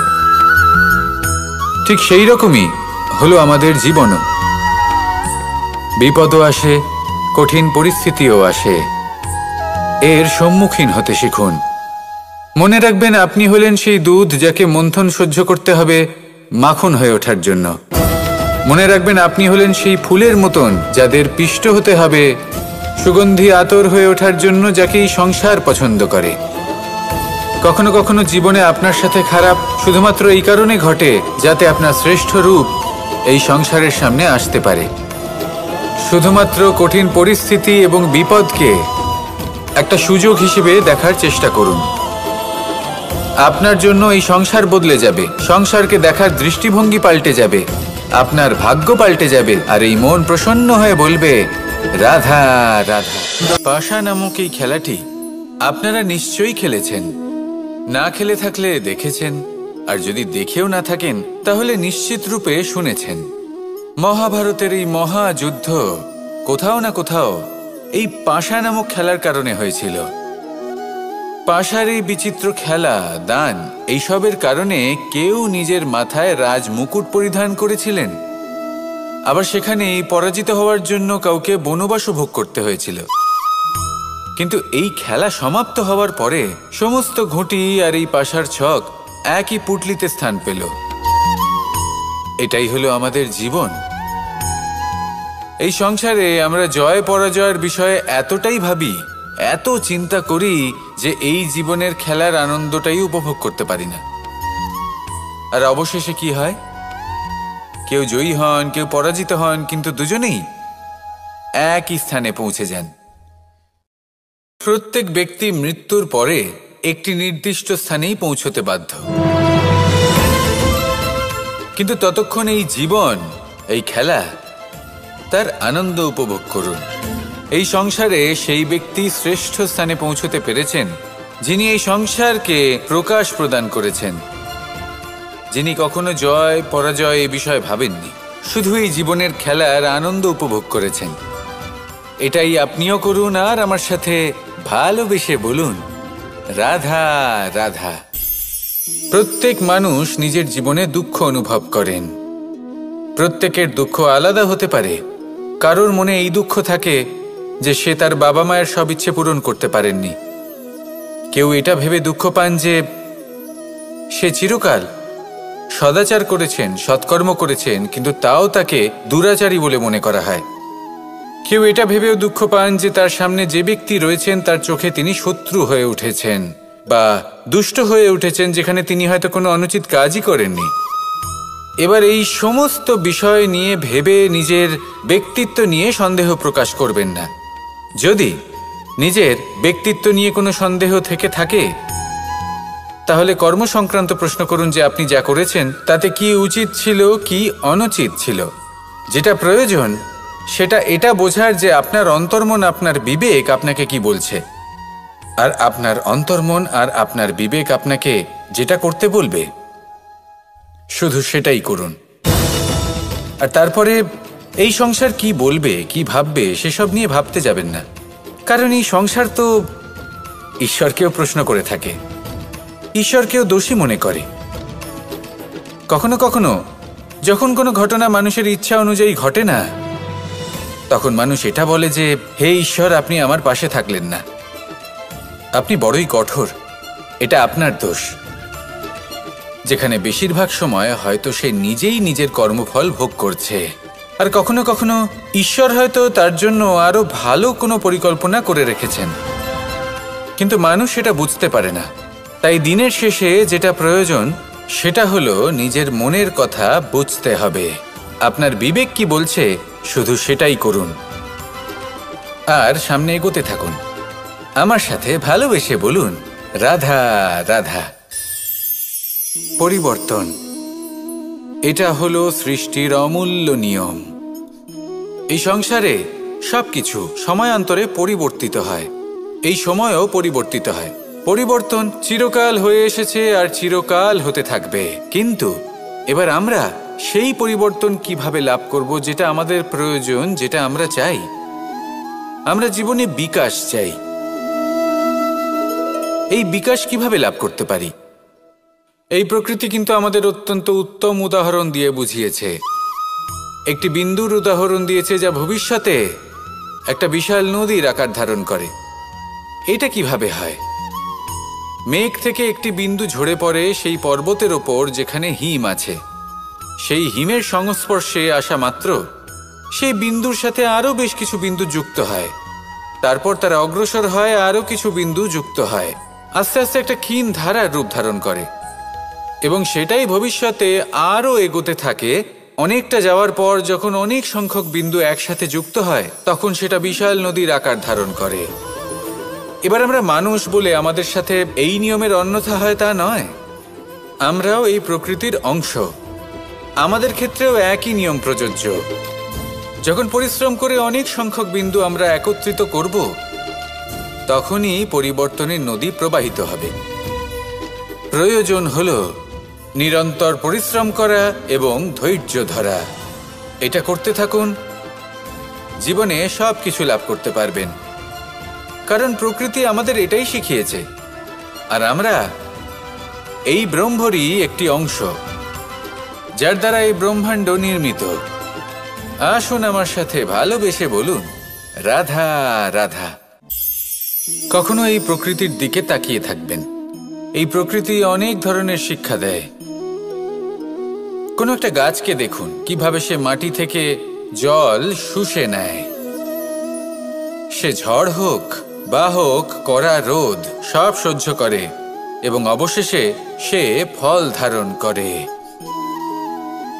আর সেই ফল উৎপন্ন করার পরে সে ফল কিন্তু সে নিজে গ্রহণ করে না, এই সংসারকে প্রদান করে, যাতে পশু পাখি মানুষ তারা এই ফল গ্রহণ করে শক্তিশালী হয়ে উঠতে পারে, সুস্থ থাকতে পারে। সেভাবেই নদী, সরোবর এরা নিজেরাও কিন্তু নিজেদের জল গ্রহণ করে না, মাটিকে প্রদান করে, পশু পাখিকে প্রদান করে। সূর্য নিজেও নিজের জন্য প্রজ্বলিত হয় না, সে প্রকাশ ছড়িয়ে দিতে চায় আমাদের সবার কাছে, সে আলো পৌঁছে দিতে চায়। এই প্রত্যেকের কর্মে পরমার্থ নিহিত আছে, আর সেই জন্যই এদের সকলকে পুজো করা হয়। তাই মনে রাখবেন, আপনার কাছে জীবন যাপনের অতিরিক্ত যা কিছুই আছে তা পরমার্থের জন্য। তাহলে তার সদ্ব্যবহার করুন আর আমার সাথে ভালোবেসে বলুন, রাধা রাধা। আমরা প্রত্যেকেই অবশ্যই এমন সময় দেখেছি যখন অনেকগুলো সমস্যা একসাথে আমাদের জীবনে এসে পড়ে। সমস্যা আমাদের প্রত্যেকের জীবনেই থাকে। আমরা তার সমাধান খুঁজতে চেষ্টা করি, কখনো সমাধান খুঁজে পাই, আবার কখনো যতই চেষ্টা করি না কেন কোনো সমাধান খুঁজেই পাই না। আর যখন এটা হয় তখন মানুষ অত্যন্ত বিচলিত হয়ে পড়েন। নিজের আত্মীয় স্বজন, নিজের বন্ধু বা সংসার এদের ওপরে এই দোষ চাপিয়ে দেন যে এদের জন্যই এই সমস্যা এসেছে। এবার যদি আমি আপনাকে কোনো পরামর্শ দিই তাহলে এটাই বলবো যে দৃষ্টিভঙ্গি পাল্টে দেখুন। এই দৃষ্টিভঙ্গি দিয়ে দেখুন যে এই সংসারে যে সমস্যায় আসুক না কেন তার জন্য কেউ দোষী নয়, না আপনি না অন্য কেউ। এই পুরো খেলাটাই আপনার মানসিকতা, আপনার দৃষ্টিভঙ্গির, আপনার মনের। কিভাবে বোঝাচ্ছি? যখন আমাদের মন শক্ত থাকে তখন কঠিন থেকে কঠিনতর পরিস্থিতিও আমাদের জীবনে খুব বেশি হলে প্রতিস্পর্ধা হয়ে থেকে যায়। সেখানে যদি আমাদের মন দুর্বল থাকে তখন অল্প কঠিন পরিস্থিতিও আমাদের কাছে খুব বড় সমস্যা হয়ে যায়। তাই না? একটা শক্ত মন কঠিন পরিস্থিতিকে প্রতিস্পর্ধা হিসেবে দেখে আর তার মধ্যে ওটা সুযোগ খুঁজে নেয়। আমাদের শুধু এটাই করতে হবে। এই সংসারে অন্য কাউকে দোষী মনে করলে আপনার সমস্যা দূর হয়ে যাবে না। সেই জন্য এই সংসারকে দোষ দেওয়ার বদলে এই সমস্যার মূলে চলে যান, সেটাকে বুঝুন, নিজের এই মনকে শক্ত করে তুলুন। যদি আপনার মন শক্তিশালী হয় তাহলে এই সংসারে অনেক বড় বড় কঠিন থেকে কঠিনতর পরিস্থিতিও যদি আসে, আপনার জীবনে যতই বড় বড় সমস্যা আসুক না কেন আপনার লক্ষ্য লাভে বাধা দিতে পারবে না। আসুন আমার সাথে ভালোবেসে বলুন, রাধা রাধা। আমরা সবাই পাথর দেখেছি, পর্বতও দেখেছি, শুকনো পাতাও দেখেছি, শ্যামল বনানীও দেখেছি। কখনো ভেবেছেন পাথরের অস্তিত্ব কিন্তু ততক্ষণ পর্যন্ত যতক্ষণ সে পর্বতের গায়ে আটকে থাকে। যখন সেই পর্বত থেকে সেই পাথর ভিন্ন হয়ে যায় ও নিজের অস্তিত্ব হারিয়ে ফেলে। আস্তে আস্তে কখনো পাথর কেটে বা কখনো পিষ্ট হয়ে সেই পাথর আস্তে আস্তে মাটিতে পরিণত হয় এবং পূর্ণরূপে নিজের অস্তিত্ব হারিয়ে ফেলে। এটাই পাতার সাথেও হয়। এই পাতা যতক্ষণ গাছের ডালের সাথে যুক্ত ততক্ষণ তার অস্তিত্ব থাকে। যখনই ডাল থেকে বিচ্ছিন্ন হয় সেও নিজের অস্তিত্ব হারিয়ে ফেলে। আর এটাই আমাদের সাথেও হয়। যতক্ষণ আমরা নিজেদের আপনজনের সাথে যুক্ত থাকি আমাদের অস্তিত্ব বজায় থাকে। যখন আপনজনদের সাথে সম্পর্ক ছিন্ন করি তখন আমরাও আমাদের অস্তিত্ব হারিয়ে ফেলি। এবার এই সংসারের প্রত্যেক ব্যক্তি স্বতন্ত্র থাকতে চান, আর অনেক ব্যক্তি স্বতন্ত্র থাকবেন বলে আপনজনদের দূরে করে দেন আর তাদের সাথে এই সম্পর্ক ছিন্ন করেন। এটা কি সত্যি প্রয়োজন? আপনজনদের সাথে সম্পর্ক ছিন্ন করে নিজের অস্তিত্ব হারিয়ে ফেলা প্রয়োজনীয়, নাকি আপনজনদের সাথে সম্পর্ক বজায় রেখে নিজেদের স্বতন্ত্র করে রাখা সেটা আবশ্যক? নির্বাচন আপনারই। আসুন আমার সাথে ভালোবেসে বলুন, রাধা রাধা। আপনি কি কখনো নৌকা যাত্রা করেছেন? করে না থাকলেও নিশ্চয়ই দেখেছেন যে এই জল যা নিজের অন্তরে সব কিছু সমাহিত করে নিতে পারে, এই নৌকা সেই জলের ওপরেই ভেসে থাকে। নদীর স্রোত কাটিয়ে সে সামনে অগ্রসর হয়। কিন্তু যদি এই নৌকায় কোনো ছিদ্র হয় তাহলে কিন্তু সেই নৌকা ডুবে যাবে। আর এতে কোনো তফাৎ হবে না যে সেই ছিদ্র ছোট নাকি বড়, নৌকা ডুবে যাবে। এই ছিদ্র হলো আমাদের জীবনে আমাদের অপগুণ, আমাদের দোষ, আমাদের বিকার। কখনো এটা ভাববেন না যে এই দোষ খুবই ছোট, এতে কিছুই যাবে আসবে না। না, সেই ছোট দোষ, সেই ছোট বিকার যদি সেটাকে শুধরে না নেন তাহলে সেটা আপনাকে আপনার পতনের দিকে নিয়ে যাবে। শেষ পর্যন্ত এটা আপনার ওপর নির্ভরশীল যে আপনি কি চান। আপনার জীবনের এই নৌকা এভাবেই ডুবে যেতে দেখবেন, নাকি নিজেকে শুধরে নিয়ে সেই নৌকার সেই ছিদ্রটাকে ভরিয়ে তুলতে চাইবেন? নির্বাচন আপনার। আসুন আমার সাথে ভালোবেসে বলুন, রাধা রাধা। জল, জলই পৃথিবীতে বেঁচে থাকার জন্য আবশ্যক তো বটেই, কিন্তু এই জল আমাদের একটা অত্যন্ত গুরুত্বপূর্ণ শিক্ষা প্রদান করে। কখনো এই জলকে দেখেছেন? যে পরিস্থিতিতেই এই জল প্রবাহিত হোক না কেন, এর উপর যা কিছুই প্রভাব থাকুক না কেন, এর পথে যতই বাধা আসুক না কেন, তার মধ্যে থেকে ও নিজের পথ ঠিক বের করে নেয়, কিন্তু নিজের প্রবাহ থামতে দেয় না, ক্রমাগত অগ্রসর হতে থাকে। সেরকমই একটা শিক্ষা যেটা আমরা জল থেকে পেয়ে থাকি তা হলো এটা, আমরা যখন জলের দিকে তাকাই তখন আমরা নিজের প্রতিবিম্ব দেখি, স্পষ্টভাবে দেখতে পাই। কিন্তু তখনই দেখতে পাই যখন এই জল শান্ত থাকে, স্থির থাকে। যদি এই জল অশান্ত হয়ে থাকে, স্থির না হয়, তাহলে আমরা এতে নিজের প্রতিবিম্ব দেখতে পাই না। এটাই আমাদের মনের সাথেও হয়ে থাকে। যখনই জীবনে কোনো সংকট আসে, যদি আমরা শান্ত মনে, স্থির মনে সিদ্ধান্ত নিই, তাহলে সেটা এমন একটা শীতল সিদ্ধান্ত হবে যেটা আমাদের ভবিষ্যৎকে একটা শ্রেষ্ঠ স্থানে নিয়ে যাবে। যদি এই মন অশান্ত হয়, বিচলিত হয়, পীড়িত হয়, দুঃখিত হয়ে থাকে, রুষ্ট হয়ে থাকে, তাহলে অনেক সময় আমরা এমন সিদ্ধান্ত নিই যেটা আমাদের জন্য অনুচিত প্রমাণিত হয়। যখন আপনি ক্রুদ্ধ ছিলেন বা দুঃখের বশে ছিলেন, তখন অনেক সময় হয়তো এমন সিদ্ধান্ত নিয়েছেন যেটার জন্য ভবিষ্যতে আপনি অনুশোচনা করেছেন। এবার দেখুন, এই আবেগগুলো থেকে আমরা পালাতে পারবো না, কিন্তু এই আবেগগুলো আপনার উপর কতটা প্রভাব ফেলবে সেটা আমরা অবশ্যই ঠিক করতে পারি। এই মনকে আমরা নিয়ন্ত্রণ করতে পারি। এটাই করুন, চিন্তা করুন, এই মনকে শান্ত রাখুন, স্থির হতে চেষ্টা করুন, আর তারপরে সিদ্ধান্ত নিন। আসুন আমার সাথে ভালোবেসে বলুন, রাধা রাধা। এই সংসারে ভৌতিক বস্তুরও নিয়তি আছে। যারাই এই সংসারে আসে বা উৎপন্ন হয়, তারা কিছুমাত্র সময় পর্যন্তই এখানে থাকতে পারে, আর তারপরে সেও লুপ্ত হয়ে যায়, অর্থাৎ সে নিজেও এই পঞ্চমহাভূতে সমাহিত হয়ে যায়। আমাদের সাথেও ঠিক এটাই হয়। সেই জন্যই ঈশ্বর দ্বারা প্রদত্ত এই উপহারের বিষয়ে ভাবুন, এই জীবনের বিষয়ে ভাবুন। ঠিক যেমন বিশ্বাস ভঙ্গ হলে কোনো ব্যক্তি আমাদের কাছে অপরিচিত হয়ে যান, ঠিক সেরকমই শেষ নিঃশ্বাস ত্যাগের পর এই শরীরও আমাদের কাছে পরই হয়ে যায়। তাই এই শরীর থাকাকালীন শ্রেষ্ঠভাবে একে সদ্ব্যবহার করুন, এই জীবনে শ্রেষ্ঠ কর্ম করুন, আর এই জীবনকে শ্রেষ্ঠভাবে যাপন করার জন্য কিছু কথা বোঝা প্রয়োজনীয়। যদি আপনি কারোর প্রশংসা করেন, তাহলে পূর্ণ হৃদয় দিয়ে করুন। যদি আপনি হস্তক্ষেপ করে থাকেন, তাহলে মস্তিষ্ক দ্বারা করুন।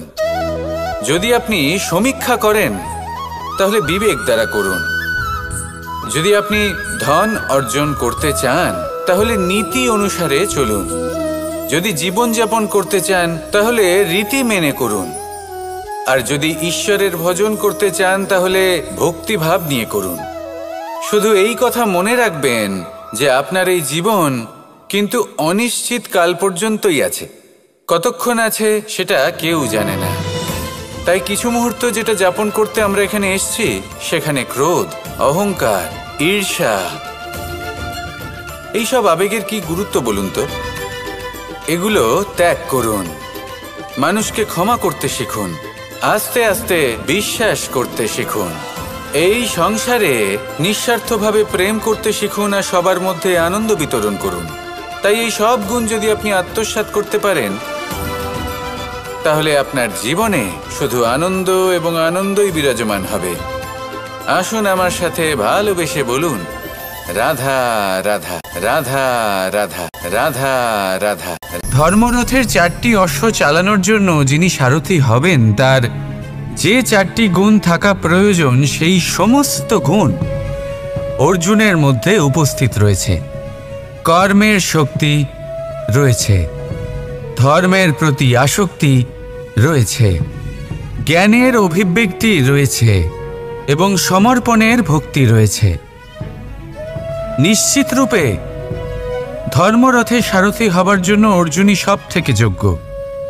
আর ও শুধুমাত্র দ্রৌপদীর স্বামীই হবে না, ইতিহাসে কুরুবংশের রাজকুমার বা ইন্দ্রপুত্রের নামেই শুধু পরিচিত হবে না, বরং অর্জুনই স্বয়ং ইতিহাস রচনা করবে।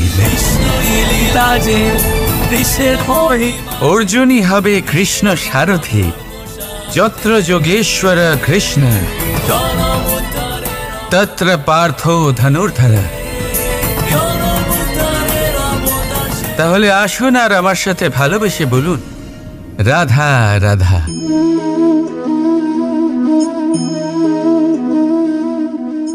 আপনার কি মনে হয় আমি কি করছি? আপনি বলবেন আমি প্রদীপ জ্বালাচ্ছি। সঠিক, কিন্তু প্রশ্ন হচ্ছে যে আমি কি আপনাকে বলেছি যে একে প্রদীপ বলা হয়? না। এই প্রদীপ কি নিজেই নিজের পরিচয় আপনাকে দিয়েছে? না। তাহলে আপনি কি করে জানলেন যে একে প্রদীপ বলা হয়? উত্তর হচ্ছে প্রকাশ। যে স্বয়ং জ্বলে অন্ধকারের মধ্যে সংসারকে পথ দেখায়, সেটাই প্রদীপ। যা নিরাশার মাঝে আশার আলো প্রদর্শন করে, সেটাই প্রদীপ। অপর দিকে আছে সাপ, যাকে না দেখেও তার ফনার আওয়াজ শুনেই লোকে ভয় পেয়ে যায়। তার মানে ব্যক্তির পরিচয় তার কর্মের দ্বারা পাওয়া যায়। তাই আপনার এটা বলার প্রয়োজন নেই যে আপনার পরিচয় কি। এটা আপনার কর্মই নিশ্চিত করবে যে লোকে আপনাকে প্রদীপ ভেবে ভালোবাসবে নাকি সাপ ভেবে ভীত হয়ে থাকবে। রাধা রাধা। সময় কত বিচিত্র হয়। সময় আমাদের পক্ষে থাকলে আমরা নিজেদের রাজা মনে করে নিই, আর সেই সময় যদি বিপক্ষে চলে যায় তাহলে নিঃস্ব হতে সময় লাগে না। তাই মানুষের একটা অভ্যেস আছে, খারাপ সময়ের জন্য কিছু সঞ্চয় করা। আত্মীয়, বন্ধু খারাপ সময় পাশ থেকে সরে যায়। যশ, মান প্রতিকূল সময় চিরস্থায়ী হয় না। তাই মানুষ মনে করে অর্থ সঞ্চয় করাই শ্রেয়। অর্থের কোনো হৃদয় নেই যা সময়ের সাথে পরিবর্তিত হবে। সংসার বলে সর্বদা অর্থ সঞ্চয় করতে থাকুন। খারাপ সময় অবশ্যই কাজে লাগবে, কিন্তু আমি বলবো শুভ কর্ম করতে থাকুন, আনন্দে থাকুন, নিজের ওপর আর ঈশ্বরের ওপরে বিশ্বাস রাখুন। খারাপ সময় কখনো আসবেই না। রাধা রাধা। প্রকৃতি মানুষকে এক বিশেষ শক্তি দিয়েছে, অন্য জীবের থেকে বেশি শক্তি দিয়েছে। স্মরণ শক্তি। এই শক্তি মানুষকে অন্য জীবের থেকে ভিন্ন করে, ইতিহাস রচনা করার প্রেরণা দেয়, জ্ঞানকে বংশানুক্রমে এগিয়েও নিয়ে যায়। আর যারা ভুলে যান, অধিকাংশ সময় তারা উপহাস আর দয়ার পাত্র হয়ে যান। কিন্তু এটাই কি প্রকৃত রূপে সত্য? না। এই স্মরণ শক্তি মানুষের বিকাশের সব থেকে বড় বাধা হয়ে দাঁড়ায়। তার মনকে দূষিত করে দেয়। খারাপ অভিজ্ঞতা, কারোর করা বিশ্বাসঘাতকতা, কারোর কটাক্ষ বেশিরভাগ মানুষই ভুলতে পারেন না, আর তারপর প্রতিশোধ নিতে উদ্যত হন। প্রথমে সময় নষ্ট করেন প্রতিশোধের প্রস্তুতিতে, আর তারপর সময় নষ্ট করেন প্রতিশোধ নেওয়ার সুযোগ খুঁজতে। যদি সন্তুষ্টি পেতে চান, যদি জীবনে আনন্দ পেতে চান, তাহলে স্মরণ শক্তির সদ্ব্যবহার করুন। নিজের স্মরণ শক্তিকে চালনা করুন শুধুমাত্র ভালো কথা আর ভালো স্মৃতির দিকে। জীবনে আনন্দ পাবে। রাধা রাধা। মানুষ নিজের পরিবারের জন্য কত কিছুই না করে, দিন রাত পরিশ্রম করতে থাকে যাতে তার পরিবারের প্রয়োজন পূরণের জন্য অর্থ রোজগার করতে পারে। কিন্তু শুধু অর্থ রোজগার করাটাই কি যথেষ্ট? আপনি বলবেন, হ্যাঁ নিশ্চয়ই, অর্থ দিয়ে সব কিছু পাওয়া যায়, বিদ্যা পাওয়া যায়, বাড়ি পাওয়া যায়, ওষুধ পাওয়া যায়, আর কত কিছুই না পাওয়া যায়। এইসব একটা পর্যায় পর্যন্ত সঠিক, কিন্তু একটু মন দিয়ে ভেবে দেখুন, যখন কোনো শিশু অসুস্থ হয়ে পড়ে তখন সে ওই তিক্ত ওষুধ কেন খেয়ে নেয়? এই জন্য কারণ ওর পিতা সেই ওষুধ অর্থ দিয়ে কিনেছে? না, বরং এই জন্য কারণ তার পিতা যে তার সামনে দাঁড়িয়ে, তার ওপরে তার বিশ্বাস আছে। বিশ্বাস আছে যে উনি তার কিচ্ছু হতে দেবেন না। এই বিশ্বাস, এই সংস্কার, এই শিক্ষা কখনো অর্থ দিয়ে পাওয়া যায় না। এইটা পাওয়া যায় সেই সময় থেকে যা মাতা পিতা তাদের সন্তানের সাথে কাটিয়েছেন। তাই জীবনে অর্থ অবশ্যই উপার্জন করুন, কিন্তু নিজের পরিবারকেও সময় দিন, আনন্দ পাবে। রাধা রাধা। কখনো কোনো পাখিকে দেখেছেন? যখন তারা ডিম পাড়তে প্রস্তুত হয় তখন তারা সবচেয়ে আগে একটা স্থান খোঁজে, একটা স্থান যা বর্ষা, রৌদ্র আর শত্রুর থেকে সুরক্ষিত হয়। তারপর তারা বাসা তৈরি করে, তারপরেই ডিম পাড়ে। আর তারপর যখন সেই ডিম ফুটে তার সন্তানদের জন্ম হয়, সে তাদের খাবার খাওয়ায়, তাদের রক্ষণাবেক্ষণ করে। কিন্তু যখন তাদের ডানা গজায় তখন না সে তাদের খাবার দেয় আর না তাদের বাসা বানাতে শেখায়। শুধুমাত্র তাদের উড়তে শেখায় সে। তারপর সেই বাচ্চারা আকাশে উড়তে শিখে নিজেরাই নিজেদের খাবার জোগাড় করতে শিখে যায়, নিজেরাই নিজেদের বাসা বানাতে শিখে যায়। আর আমরা মানুষেরা কি করি? আমাদের সন্তান বড় হয়ে যাওয়া সত্ত্বেও তাদের নিয়ে সর্বদা দুশ্চিন্তা করি। তার জন্য আমরা গৃহ নির্মাণের চেষ্টা করি। নিজের সন্তানকে আরও শক্তিশালী করে গড়ে তোলার বদলে তাকে আমরা দুর্বল করে দিই। জীবনে সেটাই করুন যা একটা পাখি করে। নিজের সন্তানকে আকাশে ওড়ার শিক্ষা দিন, সংস্কার দিন, আর একটা নির্দিষ্ট সময়ের পরে তাকে নিজের আকাশ নির্ধারণ করতে মুক্ত করে দিন। রাধা রাধা। সাগরে সেতু বাঁধার গল্প তো আপনারা নিশ্চয়ই শুনে থাকবেন। রামচন্দ্রের সেনাকে 100 যোজন সমুদ্র অতিক্রম করে লঙ্কায় আক্রমণ করতে হতো।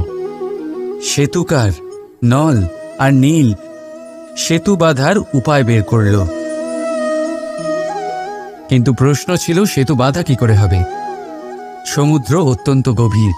কত পাথর দেওয়া হলে এই বিশাল সমুদ্র অতিক্রম করা সম্ভব হবে? তখন এক উপায় নির্ধারিত হল। পাথরের ওপর লেখা হলো রামের নাম। আর যখন সেই পাথরগুলোকে সাগরে ফেলা হলো, সেগুলো ভাসতে লাগলো। এবারে কেউ বলবেন এটা রামচন্দ্রের নামের মহিমা, কেউ বলবেন এটা নারায়ণের কোনো জাদু। কিন্তু না, এটা রামচন্দ্রের সেই গুণ, ওনার ব্যক্তিত্বের সেই মহান দিক যা ওনার প্রতিনিধিত্ব করেছে। তাই সেই পাথরও সাগরে ভেসে ওঠে।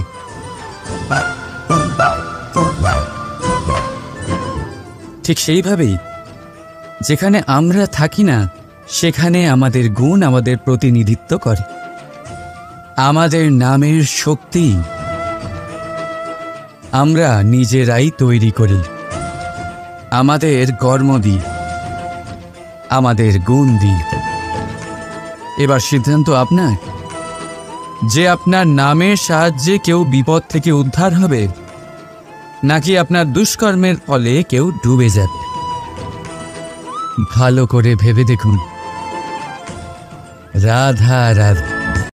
আমাদের জীবনে গুরুজনেরা, জ্ঞানী মানুষজন সবসময় একটা কথা বলেন, ধৈর্য ধরো। শুধুমাত্র দুটো শব্দ, কিন্তু কতটা বিশাল সেটা বোঝার চেষ্টা করুন।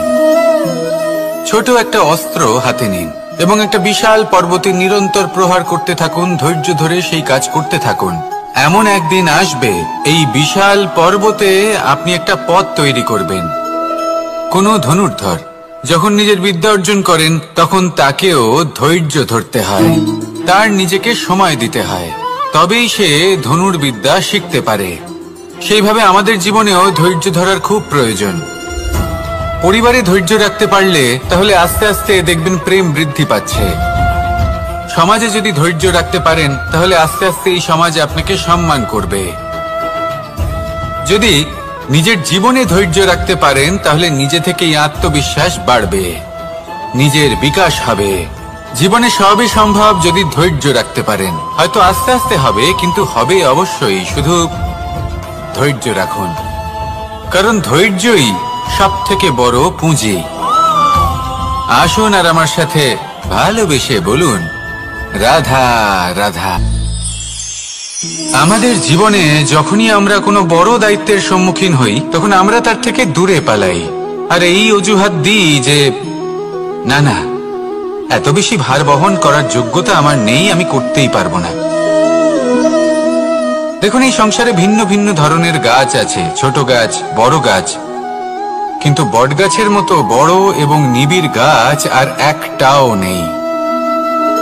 সে নিঃস্বার্থভাবে এই সংসারকে সেবা করে যায়, ছায়া প্রদান করে, শীতলতা প্রদান করে।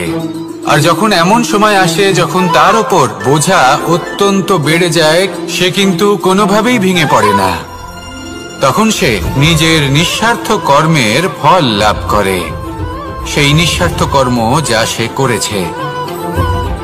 তার দেহ থেকে ছোট ছোট ঝুড়ি বার হয় এবং তা কাণ্ডের আকার ধারণ করে।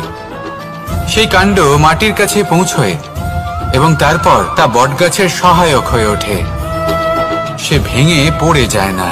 এইভাবে আপনিও জীবনে নিঃস্বার্থভাবে সবার সেবা করুন, ভালোবাসুন, সবাইকে সাহায্য করুন।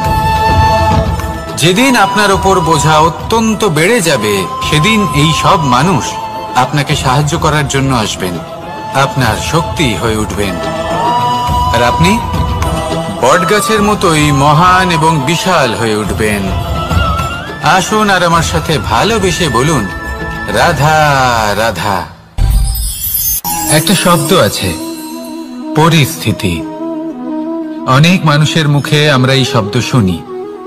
জীবনে যখন অসফল হই, দুঃখ আসে, সংকট আসে, কোনো বিপদ ঘনিয়ে আসে, তখন সমস্ত দোষ আমরা পরিস্থিতির ওপর চাপিয়ে দিই, আর দেখতে গেলে কোথাও না কোথাও ঠিকই করি। এই পরিস্থিতি প্রত্যেক দিনের মতো পাল্টাতে থাকে, কিন্তু এই দিন, এই রাত, এমন কেউ আছেন যিনি এর ওপরেও নিয়ন্ত্রণ সাধন করেন, আর তিনি হলেন সূর্য। ঠিক সেই রকমই আমাদের জীবনেও সূর্য হলো এই মন। যদি এই মনের উপর আমরা নিয়ন্ত্রণ করতে পারি, তাহলে আমরা জীবনকেও নিয়ন্ত্রণ করতে পারবো। প্রথমে এই মনের রাজা হয়ে উঠতে হবে। তাই মনে রাখবেন, যদি মন দুর্বল হয়, তাহলে পরিস্থিতি আমাদের সমস্যা বলে মনে হবে। এই মন যদি স্থির হয়, পরিস্থিতি প্রতিস্পর্ধা বলে মনে হবে। আর এই মন যদি শক্তিশালী হয়ে ওঠে, তাহলে যে কোনো পরিস্থিতি আপনার কাছে একটা সুযোগ মাত্র, এমন এক সুযোগ যাতে অগ্রসর হয়ে আপনি মহান হয়ে উঠতে পারেন। এই মনের শক্তির বৃদ্ধি ঘটান, মহান হয়ে উঠুন, আর আমার সাথে ভালোবেসে বলুন, রাধা রাধা। খুব সুন্দর একটা কাহিনী আছে। একবার এক ব্যক্তি নিজের অসফলতার জন্য ত্রস্ত হয়ে সময় দেবতার তপস্যা করতে বসলেন। উনি তপস্যা করলেন এবং সময় দেবতা প্রসন্ন হলেন, মানুষের রূপ ধারণ করে ওনার সামনে প্রকট হলেন। এবার সেই ব্যক্তি ওনাকে জিজ্ঞেস করলেন যে কি এমন আছে যার জন্য আপনি বারবার জয়ী হন আর আমি চিরকাল পরাজিত হয়ে থাকি? কেন এত পরিশ্রম করা সত্ত্বেও আমি সাফল্য লাভ করতে পারি না? তখন সময় দেবতা উত্তর দিলেন যে দিন হোক বা রাত, ঝড় হোক বা ভূমিকম্প, রোদ হোক বা বৃষ্টি হোক, সময়ের সূত্রপাত হোক বা প্রলয়, আমি থামি না, আমি চলতেই থাকি। আর সেই জন্য যিনি থেমে যান তিনি পরাজিত হন আর আমি জয়ী হই। এটাই আমাদের শিখতে হবে। জীবনে সবসময় চলতে থাকুন, কখনো থামবেন না। হ্যাঁ, কিছুক্ষণের জন্য বিরতি নিতে পারেন, বিশ্রাম করার জন্য, নিজেকে আরো সশক্ত করে তোলার জন্য, কিন্তু থেমে যাবেন না। নিরন্তর কর্ম করতে থাকুন, পরিশ্রম করতে থাকুন, তবেই এই সংসার আপনাকে মনে রাখবে। আসুন আমার সাথে ভালোবেসে বলুন, রাধা রাধা।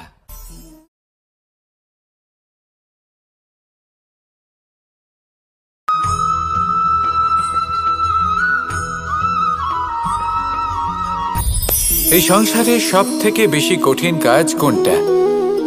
কেউ বলবেন যুদ্ধ করা, কেউ বলবেন ধন অর্জন করা, আবার কেউ বলবেন জ্ঞান অর্জন করা সব থেকে বেশি কঠিন। এবার প্রত্যেক ব্যক্তির নিজস্ব অভিজ্ঞতা আছে আর সেই অনুসারে তার নিজস্ব একটা উত্তর আছে। সাধারণভাবে দেখতে গেলে এই সংসারে সব থেকে কঠিন হলো তপস্যা করা, অর্থাৎ সব কিছু ত্যাগ করে তপস্যায় নিজেকে বিলীন করে দেওয়া। এবার এর থেকে বেশি কঠিন এই সংসারে আর কি বা হতে পারে?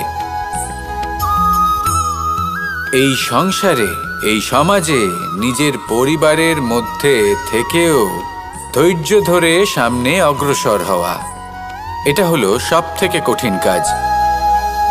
কারণ যখন আপনি তপস্যা করেন তখন সেখানে আপনার ধৈর্য ভাঙার মতো কেউ থাকেন না, না কোনো বন্ধু, না কোনো আত্মীয়, না কোনো শত্রু, কেউ না।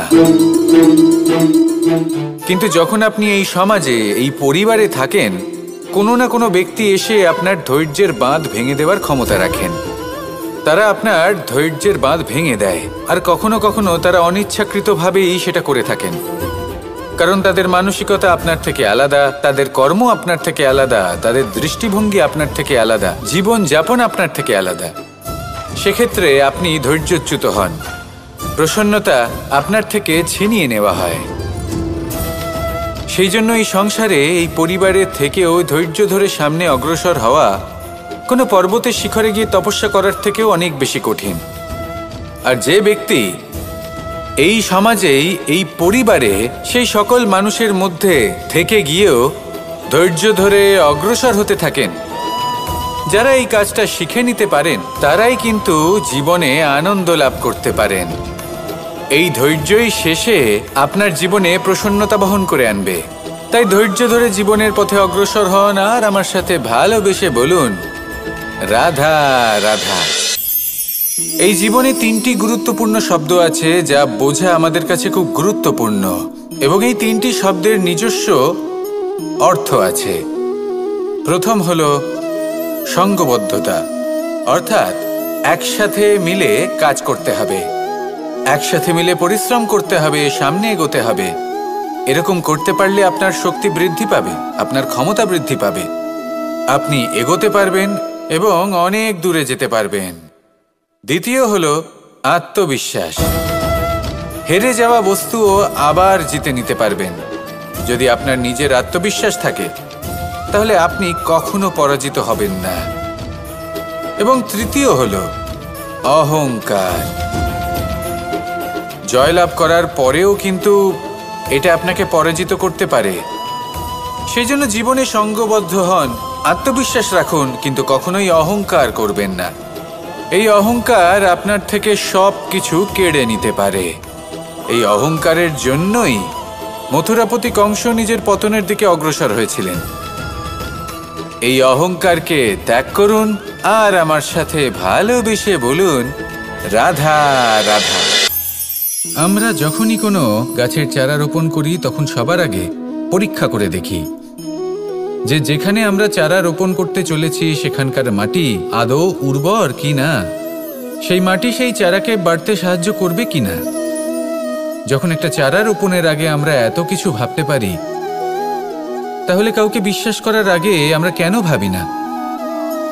জীবনে কখনো এই বিশ্বাসরূপী চারা কোথাও রোপণ করার আগে বোঝার চেষ্টা করুন যে যার ওপর আপনি বিশ্বাস করতে চলেছেন সে কি আদৌ আপনার বিশ্বাসের যোগ্য কি না। ভেবে দেখুন সেই ব্যক্তি ভবিষ্যতে গিয়ে আপনার বিশ্বাস ভাঙতে পারে কি না। এটাও ভেবে দেখুন যে যাকে আপনি বিশ্বাস করতে চলেছেন তাকে আপনি বিশ্বাস করলে নিজের জীবনের উদ্দেশ্যে আপনি অগ্রসর হতে পারবেন কি না। আর তার জন্য প্রয়োজন সঠিক সিদ্ধান্ত, পরখ করা, কোনটা উচিত কোনটা অনুচিত সেটা বোঝা। আর তাতে কিন্তু আপনি সন্দেহবাতিক হবেন না, তাতে আপনি আরো নিপুণ হয়ে উঠবেন। তাই যদি আপনি নিপুণ হয়ে উঠতে চান তাহলে বোঝার চেষ্টা করুন, পরখ করে দেখুন, কোনটা উচিত কোনটা অনুচিত বুঝুন। আর বিশ্বাস তখনই করুন যখন আপনি 100% নিশ্চিত হবেন যে সে বিশ্বাসের যোগ্য। আসুন আমার সাথে ভালোবেসে বলুন, রাধা রাধা। রাধা কখনো কখনো আমার জন্য বড়ই সুগন্ধি আতর নিয়ে আসে, পারিজাত ফুলের মালা নিয়ে আসে আমার প্রসাধন করবে বলে, এবং আমার সব থেকে বেশি প্রিয় মাখন নিজে হাতে বানিয়ে আনে আমাকে নিজে হাতে খাইয়ে দেবে বলে, সবকিছু আমাকে প্রসন্ন করবে বলে। কিন্তু আপনি কখনো ভেবেছেন যে এই আতর কিভাবে বানানো হয়? সহস্র ফুলের পাপড়ি একসাথে পিষে নিতে হয়। তারপরে তার থেকে যে রস নিঃসৃত হয় সেই রস দ্বারাই আতর তৈরি হয়। অনেক সংখ্যক ফুলকে অসীম যন্ত্রণা ভোগ করতে হয়, তবে তারা আমার প্রসাধন সামগ্রী হয়ে উঠতে পারে। দুধ থেকে মাখন তৈরি করার জন্য কতটা পরিমাণ মন্থন সহ্য করতে হয় সেটা আপনি জানেন। ঠিক সেই রকমই হলো আমাদের জীবনও। বিপদও আসে, কঠিন পরিস্থিতিও আসে। এর সম্মুখীন হতে শিখুন। মনে রাখবেন, আপনি হলেন সেই দুধ যাকে মন্থন সহ্য করতে হবে মাখন হয়ে ওঠার জন্য। মনে রাখবেন, আপনি হলেন সেই ফুলের মতন যাদের পিষ্ট হতে হবে সুগন্ধি আতর হয়ে ওঠার জন্য, যাকে এই সংসার পছন্দ করে। কখনো কখনো জীবনে আপনার সাথে খারাপ শুধুমাত্র এই কারণে ঘটে যাতে আপনার শ্রেষ্ঠ রূপ এই সংসারের সামনে আসতে পারে। শুধুমাত্র কঠিন পরিস্থিতি এবং বিপদকে একটা সুযোগ হিসেবে দেখার চেষ্টা করুন। আপনার জন্য এই সংসার বদলে যাবে, সংসারকে দেখার দৃষ্টিভঙ্গি পাল্টে যাবে, আপনার ভাগ্য পাল্টে যাবে, আর এই মন প্রসন্ন হয়ে বলবে রাধা রাধা। পাশা নামক এই খেলাটি আপনারা নিশ্চয়ই খেলেছেন। না খেলে থাকলে দেখেছেন, আর যদি দেখেও না থাকেন তাহলে নিশ্চিত রূপে শুনেছেন।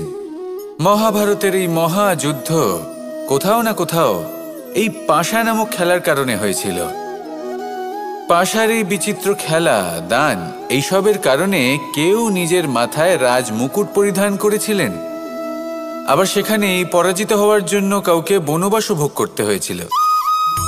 কিন্তু এই খেলা সমাপ্ত হওয়ার পরে সমস্ত ঘুঁটি আর এই পাশার ছক একই পুটলিতে স্থান পেল। এটাই হলো আমাদের জীবন। এই সংসারে আমরা জয় পরাজয়ের বিষয়ে এতটাই ভাবি, এত চিন্তা করি যে এই জীবনের খেলার আনন্দটাই উপভোগ করতে পারি না। আর অবশেষে কি হয়? কেউ জয়ী হন, কেউ পরাজিত হন, কিন্তু দুজনেই একই স্থানে পৌঁছে যান। প্রত্যেক ব্যক্তি মৃত্যুর পরে একটি নির্দিষ্ট স্থানেই পৌঁছতে বাধ্য, কিন্তু ততক্ষণ এই জীবন, এই খেলা, তার আনন্দ উপভোগ করুন। এই সংসারে সেই ব্যক্তি শ্রেষ্ঠ স্থানে পৌঁছতে পেরেছেন যিনি এই সংসারকে প্রকাশ প্রদান করেছেন, যিনি কখনো জয় পরাজয় এ বিষয়ে ভাবেননি, শুধু এই জীবনের খেলার আনন্দ উপভোগ করেছেন। এটাই আপনিও করুন, আর আমার সাথে ভালোবেসে বলুন রাধা রাধা। প্রত্যেক মানুষ নিজের জীবনে দুঃখ অনুভব করেন। প্রত্যেকের দুঃখ আলাদা হতে পারে। কারোর মনে এই দুঃখ থাকে যে সে তার বাবা মায়ের সব ইচ্ছে পূরণ করতে পারেননি। কেউ এটা ভেবে দুঃখ পান যে সে চিরকাল সদাচার করেছেন, সৎকর্ম করেছেন, কিন্তু তাও তাকে দুরাচারী বলে মনে করা হয়। কেউ এটা ভেবেও দুঃখ পান যে তার সামনে যে ব্যক্তি রয়েছেন তার চোখে তিনি শত্রু হয়ে উঠেছেন বা দুষ্ট হয়ে উঠেছেন, যেখানে তিনি হয়তো কোনো অনুচিত কাজই করেননি। এবার এই সমস্ত বিষয় নিয়ে ভেবে নিজের ব্যক্তিত্ব নিয়ে সন্দেহ প্রকাশ করবেন না। যদি নিজের ব্যক্তিত্ব নিয়ে কোনো সন্দেহ থেকে থাকে তাহলে কর্ম সংক্রান্ত প্রশ্ন করুন যে আপনি যা করেছেন তাতে কি উচিত ছিল, কি অনুচিত ছিল। যেটা প্রয়োজন সেটা এটা বোঝার যে আপনার অন্তর্মন, আপনার বিবেক আপনাকে কি বলছে, আর আপনার অন্তর্মন আর আপনার বিবেক আপনাকে যেটা করতে বলবে শুধু সেটাই করুন। আর তারপরে এই সংসার কি বলবে, কি ভাববে সেসব নিয়ে ভাবতে যাবেন না, কারণ এই সংসার তো ঈশ্বরকেও প্রশ্ন করে থাকে, ঈশ্বরকেও দোষী মনে করে। কখনো কখনো যখন কোনো ঘটনা মানুষের ইচ্ছা অনুযায়ী ঘটে না, তখন মানুষ এটা বলে যে হে ঈশ্বর, আপনি আমার পাশে থাকলেন না, আপনি বড়ই কঠোর, এটা আপনার দোষ। যেখানে বেশিরভাগ সময় হয়তো সে নিজেই নিজের কর্মফল ভোগ করছে, আর কখনো কখনো ঈশ্বর হয়তো তার জন্য আরো ভালো কোনো পরিকল্পনা করে রেখেছেন, কিন্তু মানুষ সেটা বুঝতে পারে না। তাই দিনের শেষে যেটা প্রয়োজন সেটা হলো নিজের মনের কথা বুঝতে হবে। আপনার বিবেক কি বলছে শুধু সেটাই করুন, আর সামনে এগোতে থাকুন। আমার সাথে ভালোবেসে বলুন রাধা রাধা। পরিবর্তন, এটা হলো সৃষ্টির অমূল্য নিয়ম। এই সংসারে সবকিছু সময়ান্তরে পরিবর্তিত হয়, এই সময়ও পরিবর্তিত হয়। পরিবর্তন চিরকাল হয়ে এসেছে আর চিরকাল হতে থাকবে, কিন্তু এবার আমরা সেই পরিবর্তন কিভাবে লাভ করব যেটা আমাদের প্রয়োজন, যেটা আমরা চাই। আমরা জীবনে বিকাশ চাই। এই বিকাশ কিভাবে লাভ করতে পারি? এই প্রকৃতি কিন্তু আমাদের অত্যন্ত উত্তম উদাহরণ দিয়ে বুঝিয়েছে। একটি বিন্দুর উদাহরণ দিয়েছে যা ভবিষ্যতে একটা বিশাল নদীর আকার ধারণ করে। এটা কিভাবে হয়? মেঘ থেকে একটি বিন্দু ঝরে পড়ে সেই পর্বতের ওপর যেখানে হিম আছে। সেই হিমের সংস্পর্শে আসা মাত্র সেই বিন্দুর সাথে আরও বেশ কিছু বিন্দু যুক্ত হয়। তারপর তারা অগ্রসর হয়, আরও কিছু বিন্দু যুক্ত হয়, আস্তে আস্তে একটা ক্ষীণ ধারার রূপ ধারণ করে এবং সেটাই ভবিষ্যতে আরও এগোতে থাকে। অনেকটা যাওয়ার পর যখন অনেক সংখ্যক বিন্দু একসাথে যুক্ত হয় তখন সেটা বিশাল নদীর আকার ধারণ করে। এবার আমরা মানুষ বলে আমাদের সাথে এই নিয়মের অন্যথা হয় তা নয়। আমরাও এই প্রকৃতির অংশ, আমাদের ক্ষেত্রেও একই নিয়ম প্রযোজ্য। যখন পরিশ্রম করে অনেক সংখ্যক বিন্দু আমরা একত্রিত করব তখনই পরিবর্তনের নদী প্রবাহিত হবে। প্রয়োজন হলো নিরন্তর পরিশ্রম করা এবং ধৈর্য ধরা। এটা করতে থাকুন, জীবনে সব কিছু লাভ করতে পারবেন, কারণ প্রকৃতি আমাদের এটাই শিখিয়েছে। আর আমরা এই ব্রহ্মরই একটি অংশ, যার দ্বারা এই ব্রহ্মাণ্ড নির্মিত। আসুন আমার সাথে ভালোবেসে বলুন, রাধা রাধা। কখনো এই প্রকৃতির দিকে তাকিয়ে থাকবেন। এই প্রকৃতি অনেক ধরনের শিক্ষা দেয়। কোনো একটা গাছকে দেখুন কিভাবে সে মাটি থেকে জল শুষে নেয়। সে ঝড় হোক বা হোক কড়া রোদ সব সহ্য করে এবং অবশেষে সে ফল ধারণ করে। আর সেই ফল উৎপন্ন করার পরে সে ফল কিন্তু সে নিজে গ্রহণ করে না, এই সংসারকে প্রদান করে, যাতে পশু পাখি মানুষ তারা এই ফল গ্রহণ করে শক্তিশালী হয়ে উঠতে পারে, সুস্থ থাকতে পারে। সেভাবেই নদী, সরোবর এরা নিজেরাও কিন্তু নিজেদের জল গ্রহণ করে না, মাটিকে প্রদান করে, পশু পাখিকে প্রদান করে। সূর্য নিজেও নিজের জন্য প্রজ্বলিত হয় না, সে প্রকাশ ছড়িয়ে দিতে চায় আমাদের সবার কাছে, সে আলো পৌঁছে দিতে চায়। এই প্রত্যেকের কর্মে পরমার্থ নিহিত আছে, আর সেই জন্যই এদের সকলকে পুজো করা হয়। তাই মনে রাখবেন, আপনার কাছে জীবন যাপনের অতিরিক্ত যা কিছুই আছে তা পরমার্থের জন্য। তাহলে তার সদ্ব্যবহার করুন আর আমার সাথে ভালোবেসে বলুন, রাধা রাধা। আমরা প্রত্যেকেই অবশ্যই এমন সময় দেখেছি যখন অনেকগুলো সমস্যা একসাথে আমাদের জীবনে এসে পড়ে। সমস্যা আমাদের প্রত্যেকের জীবনেই থাকে। আমরা তার সমাধান খুঁজতে চেষ্টা করি, কখনো সমাধান খুঁজে পাই, আবার কখনো যতই চেষ্টা করি না কেন কোনো সমাধান খুঁজেই পাই না। আর যখন এটা হয় তখন মানুষ অত্যন্ত বিচলিত হয়ে পড়েন। নিজের আত্মীয় স্বজন, নিজের বন্ধু বা সংসার এদের ওপরে এই দোষ চাপিয়ে দেন যে এদের জন্যই এই সমস্যা এসেছে। এবার যদি আমি আপনাকে কোনো পরামর্শ দিই তাহলে এটাই বলবো যে দৃষ্টিভঙ্গি পাল্টে দেখুন। এই দৃষ্টিভঙ্গি দিয়ে দেখুন যে এই সংসারে যে সমস্যায় আসুক না কেন তার জন্য কেউ দোষী নয়, না আপনি না অন্য কেউ।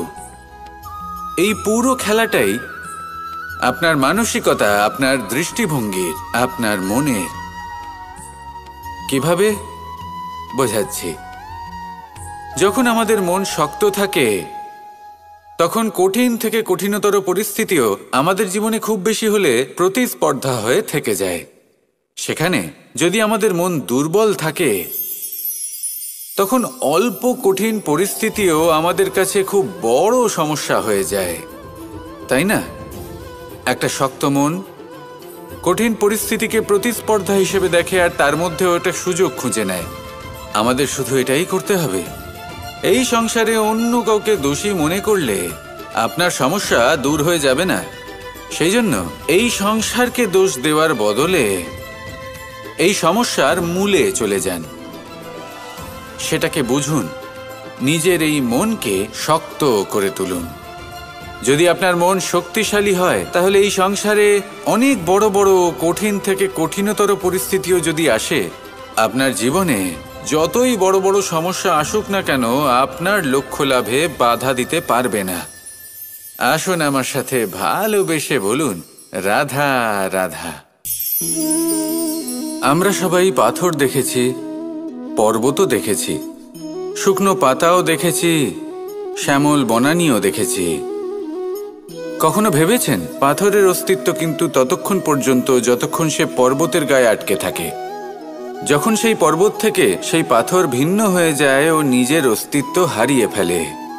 আস্তে আস্তে কখনো পাথর কেটে বা কখনো পিষ্ট হয়ে সেই পাথর আস্তে আস্তে মাটিতে পরিণত হয় এবং পূর্ণরূপে নিজের অস্তিত্ব হারিয়ে ফেলে। এটাই পাতার সাথেও হয়। এই পাতা যতক্ষণ গাছের ডালের সাথে যুক্ত ততক্ষণ তার অস্তিত্ব থাকে।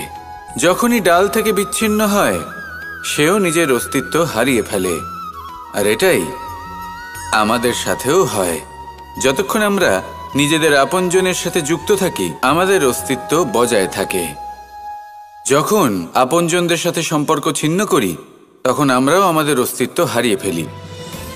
এবার এই সংসারের প্রত্যেক ব্যক্তি স্বতন্ত্র থাকতে চান, আর অনেক ব্যক্তি স্বতন্ত্র থাকবেন বলে আপনজনদের দূরে করে দেন আর তাদের সাথে এই সম্পর্ক ছিন্ন করেন।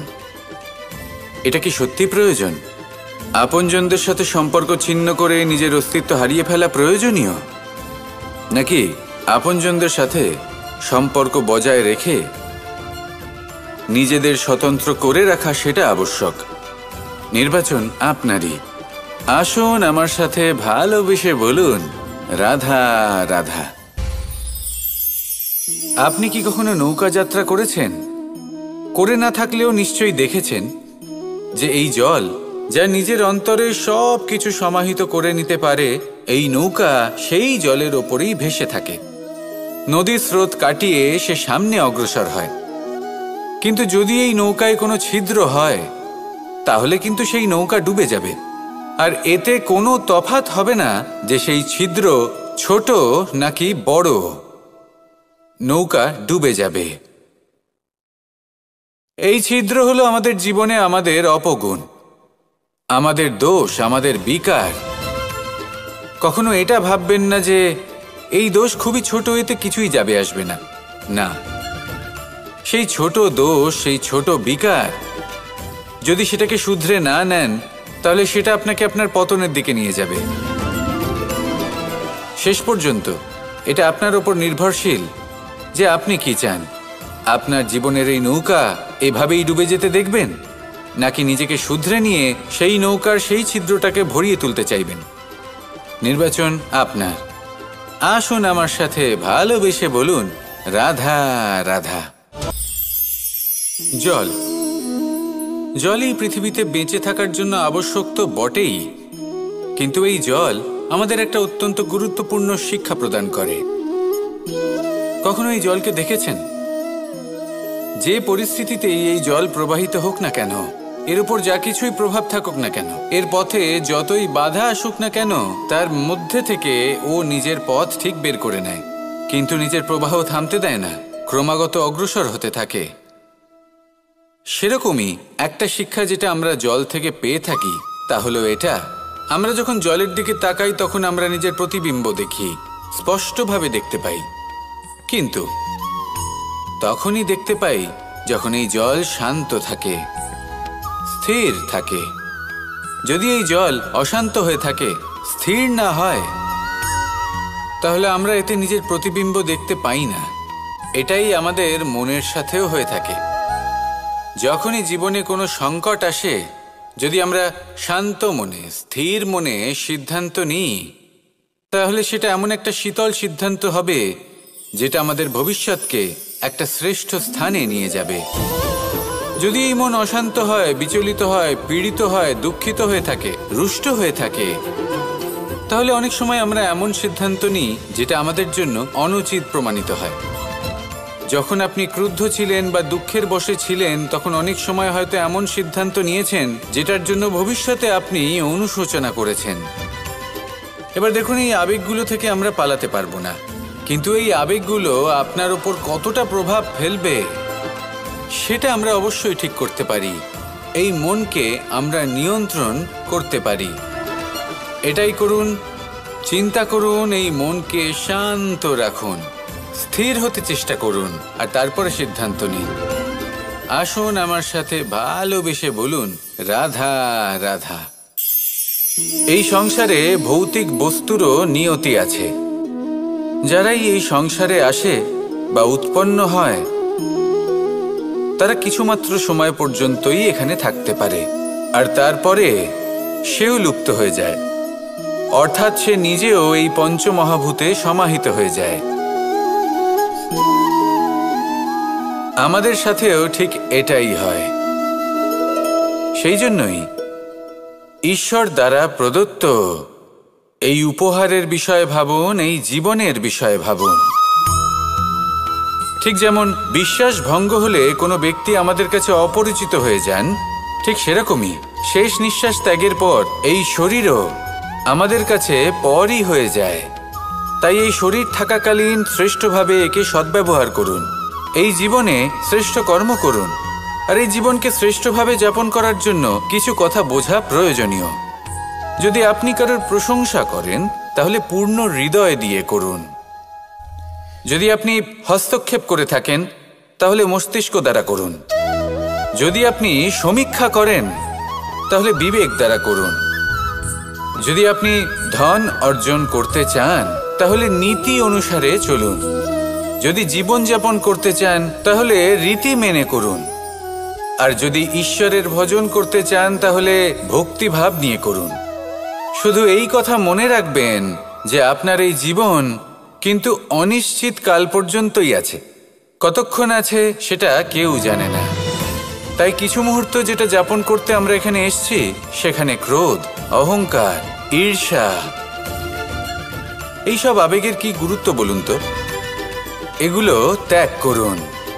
মানুষকে ক্ষমা করতে শিখুন, আস্তে আস্তে বিশ্বাস করতে শিখুন। এই সংসারে নিঃস্বার্থভাবে প্রেম করতে শিখুন, আর সবার মধ্যে আনন্দ বিতরণ করুন। তাই এই সব গুণ যদি আপনি আত্মসাৎ করতে পারেন, তাহলে আপনার জীবনে শুধু আনন্দ এবং আনন্দই বিরাজমান হবে। আসুন আমার সাথে ভালোবেসে বলুন, রাধা রাধা রাধা রাধা রাধা রাধা। ধর্মরথের 4টি অশ্ব চালানোর জন্য যিনি সারথি হবেন, তার যে 4টি গুণ থাকা প্রয়োজন, সেই সমস্ত গুণ অর্জুনের মধ্যে উপস্থিত রয়েছে। কর্মের শক্তি রয়েছে, ধর্মের প্রতি আসক্তি রয়েছে, জ্ঞানের অভিব্যক্তি রয়েছে এবং সমর্পণের ভক্তি রয়েছে। নিশ্চিত রূপে ধর্মরথে সারথি হবার জন্য অর্জুনই সব থেকে যোগ্য। আর ও শুধুমাত্র দ্রৌপদীর স্বামীই হবে না, ইতিহাসে কুরুবংশের রাজকুমার বা ইন্দ্রপুত্রের নামেই শুধু পরিচিত হবে না, বরং অর্জুনই স্বয়ং ইতিহাস রচনা করবে।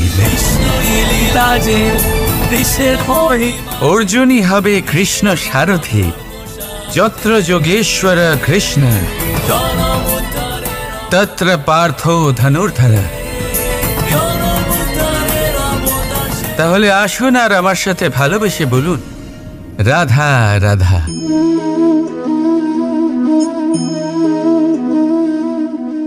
আপনার কি মনে হয় আমি কি করছি? আপনি বলবেন আমি প্রদীপ জ্বালাচ্ছি। সঠিক, কিন্তু প্রশ্ন হচ্ছে যে আমি কি আপনাকে বলেছি যে একে প্রদীপ বলা হয়? না। এই প্রদীপ কি নিজেই নিজের পরিচয় আপনাকে দিয়েছে? না। তাহলে আপনি কি করে জানলেন যে একে প্রদীপ বলা হয়?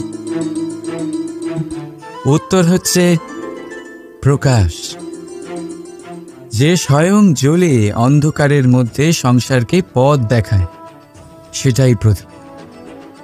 যা নিরাশার মাঝে আশার আলো প্রদর্শন করে, সেটাই প্রদীপ। অপর দিকে আছে সাপ, যাকে না দেখেও তার ফনার আওয়াজ শুনেই লোকে ভয় পেয়ে যায়। তার মানে ব্যক্তির পরিচয় তার কর্মের দ্বারা পাওয়া যায়। তাই আপনার এটা বলার প্রয়োজন নেই যে আপনার পরিচয় কি।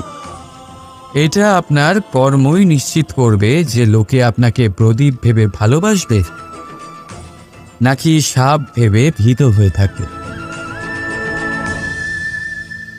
রাধা রাধা। সময় কত বিচিত্র হয়। সময় আমাদের পক্ষে থাকলে আমরা নিজেদের রাজা মনে করে নিই, আর সেই সময় যদি বিপক্ষে চলে যায় তাহলে নিঃস্ব হতে সময় লাগে না। তাই মানুষের একটা অভ্যেস আছে, খারাপ সময়ের জন্য কিছু সঞ্চয় করা। আত্মীয়, বন্ধু খারাপ সময় পাশ থেকে সরে যায়। যশ, মান প্রতিকূল সময় চিরস্থায়ী হয় না। তাই মানুষ মনে করে অর্থ সঞ্চয় করাই শ্রেয়। অর্থের কোনো হৃদয় নেই যা সময়ের সাথে পরিবর্তিত হবে। সংসার বলে সর্বদা অর্থ সঞ্চয় করতে থাকুন। খারাপ সময় অবশ্যই কাজে লাগবে, কিন্তু আমি বলবো শুভ কর্ম করতে থাকুন, আনন্দে থাকুন, নিজের ওপর আর ঈশ্বরের ওপরে বিশ্বাস রাখুন। খারাপ সময় কখনো আসবেই না। রাধা রাধা। প্রকৃতি মানুষকে এক বিশেষ শক্তি দিয়েছে, অন্য জীবের থেকে বেশি শক্তি দিয়েছে। স্মরণ শক্তি।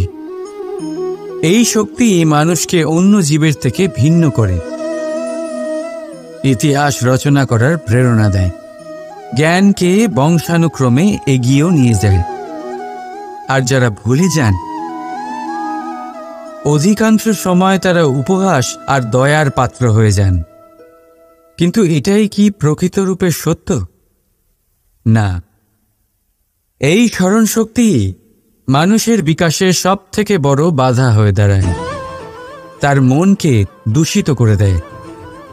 খারাপ অভিজ্ঞতা, কারোর করা বিশ্বাসঘাতকতা, কারোর কটাক্ষ বেশিরভাগ মানুষই ভুলতে পারেন না, আর তারপর প্রতিশোধ নিতে উদ্যত হন। প্রথমে সময় নষ্ট করেন প্রতিশোধের প্রস্তুতিতে, আর তারপর সময় নষ্ট করেন প্রতিশোধ নেওয়ার সুযোগ খুঁজতে। যদি সন্তুষ্টি পেতে চান, যদি জীবনে আনন্দ পেতে চান, তাহলে স্মরণ শক্তির সদ্ব্যবহার করুন। নিজের স্মরণ শক্তিকে চালনা করুন শুধুমাত্র ভালো কথা আর ভালো স্মৃতির দিকে। জীবনে আনন্দ পাবে। রাধা রাধা। মানুষ নিজের পরিবারের জন্য কত কিছুই না করে, দিন রাত পরিশ্রম করতে থাকে যাতে তার পরিবারের প্রয়োজন পূরণের জন্য অর্থ রোজগার করতে পারে। কিন্তু শুধু অর্থ রোজগার করাটাই কি যথেষ্ট? আপনি বলবেন, হ্যাঁ নিশ্চয়ই, অর্থ দিয়ে সব কিছু পাওয়া যায়, বিদ্যা পাওয়া যায়, বাড়ি পাওয়া যায়, ওষুধ পাওয়া যায়, আর কত কিছুই না পাওয়া যায়। এইসব একটা পর্যায় পর্যন্ত সঠিক, কিন্তু একটু মন দিয়ে ভেবে দেখুন, যখন কোনো শিশু অসুস্থ হয়ে পড়ে তখন সে ওই তিক্ত ওষুধ কেন খেয়ে নেয়? এই জন্য কারণ ওর পিতা সেই ওষুধ অর্থ দিয়ে কিনেছে? না, বরং এই জন্য কারণ তার পিতা যে তার সামনে দাঁড়িয়ে, তার ওপরে তার বিশ্বাস আছে। বিশ্বাস আছে যে উনি তার কিচ্ছু হতে দেবেন না। এই বিশ্বাস, এই সংস্কার, এই শিক্ষা কখনো অর্থ দিয়ে পাওয়া যায় না। এইটা পাওয়া যায় সেই সময় থেকে যা মাতা পিতা তাদের সন্তানের সাথে কাটিয়েছেন। তাই জীবনে অর্থ অবশ্যই উপার্জন করুন, কিন্তু নিজের পরিবারকেও সময় দিন, আনন্দ পাবে। রাধা রাধা। কখনো কোনো পাখিকে দেখেছেন যখন তারা ডিম পাড়তে প্রস্তুত হয় তখন তারা সবচেয়ে আগে একটা স্থান খোঁজে, একটা স্থান যা বর্ষা, রৌদ্র আর শত্রুর থেকে সুরক্ষিত হয়। তারপর তারা বাসা তৈরি করে, তারপরেই ডিম পাড়ে। আর তারপর যখন সেই ডিম ফুটে তার সন্তানদের জন্ম হয়, সে তাদের খাবার খাওয়ায়, তাদের রক্ষণাবেক্ষণ করে। কিন্তু যখন তাদের ডানা গজায়, তখন না সে তাদের খাবার দেয় আর না তাদের বাসা বানাতে শেখায়। শুধুমাত্র তাদের উড়তে শেখায় সে। তারপর সেই বাচ্চারা আকাশে উড়তে শিখে নিজেরাই নিজেদের খাবার জোগাড় করতে শিখে যায়, নিজেরাই নিজেদের বাসা বানাতে শিখে যায়। আর আমরা মানুষেরা কি করি? আমাদের সন্তান বড় হয়ে যাওয়া সত্ত্বেও তাদের নিয়ে সর্বদা দুশ্চিন্তা করি। তার জন্য আমরা গৃহ নির্মাণের চেষ্টা করি। নিজের সন্তানকে আরও শক্তিশালী করে গড়ে তোলার বদলে তাকে আমরা দুর্বল করে দিই। জীবনে সেটাই করুন যা একটা পাখি করে। নিজের সন্তানকে আকাশে ওড়ার শিক্ষা দিন, সংস্কার দিন, আর একটা নির্দিষ্ট সময়ের পরে তাকে নিজের আকাশ নির্ধারণ করতে মুক্ত করে দিন। রাধা রাধা। সাগরে সেতু বাঁধার গল্প তো আপনারা নিশ্চয়ই শুনে থাকবেন। রামচন্দ্রের সেনাকে 100 যোজন সমুদ্র অতিক্রম করে লঙ্কায় আক্রমণ করতে হতো। সেতুকার নল আর নীল সেতু বাঁধার উপায় বের করল, কিন্তু প্রশ্ন ছিল সেতু বাঁধা কি করে হবে? সমুদ্র অত্যন্ত গভীর। কত পাথর দেওয়া হলে এই বিশাল সমুদ্র অতিক্রম করা সম্ভব হবে? তখন এক উপায় নির্ধারিত হল। পাথরের ওপর লেখা হলো রামের নাম। আর যখন সেই পাথরগুলোকে সাগরে ফেলা হলো, সেগুলো ভাসতে লাগলো। এবারে কেউ বলবেন এটা রামচন্দ্রের নামের মহিমা, কেউ বলবেন এটা নারায়ণের কোনো জাদু।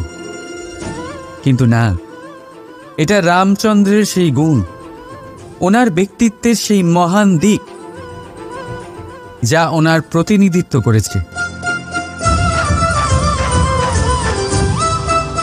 তাই সেই পাথরও সাগরে ভেসে ওঠে।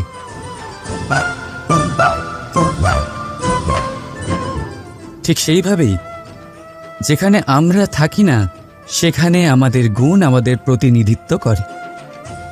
আমাদের নামের শক্তি আমরা নিজেরাই তৈরি করি, আমাদের কর্ম দিই, আমাদের গুণ দিই। এবার সিদ্ধান্ত আপনার যে আপনার নামের সাহায্যে কেউ বিপদ থেকে উদ্ধার হবে, নাকি আপনার দুষ্কর্মের ফলে কেউ ডুবে যাবে। ভালো করে ভেবে দেখুন। রাধা রাধা। আমাদের জীবনে গুরুজনেরা, জ্ঞানী মানুষজন সবসময় একটা কথা বলেন, ধৈর্য ধরো। শুধুমাত্র দুটো শব্দ, কিন্তু কতটা বিশাল সেটা বোঝার চেষ্টা করুন।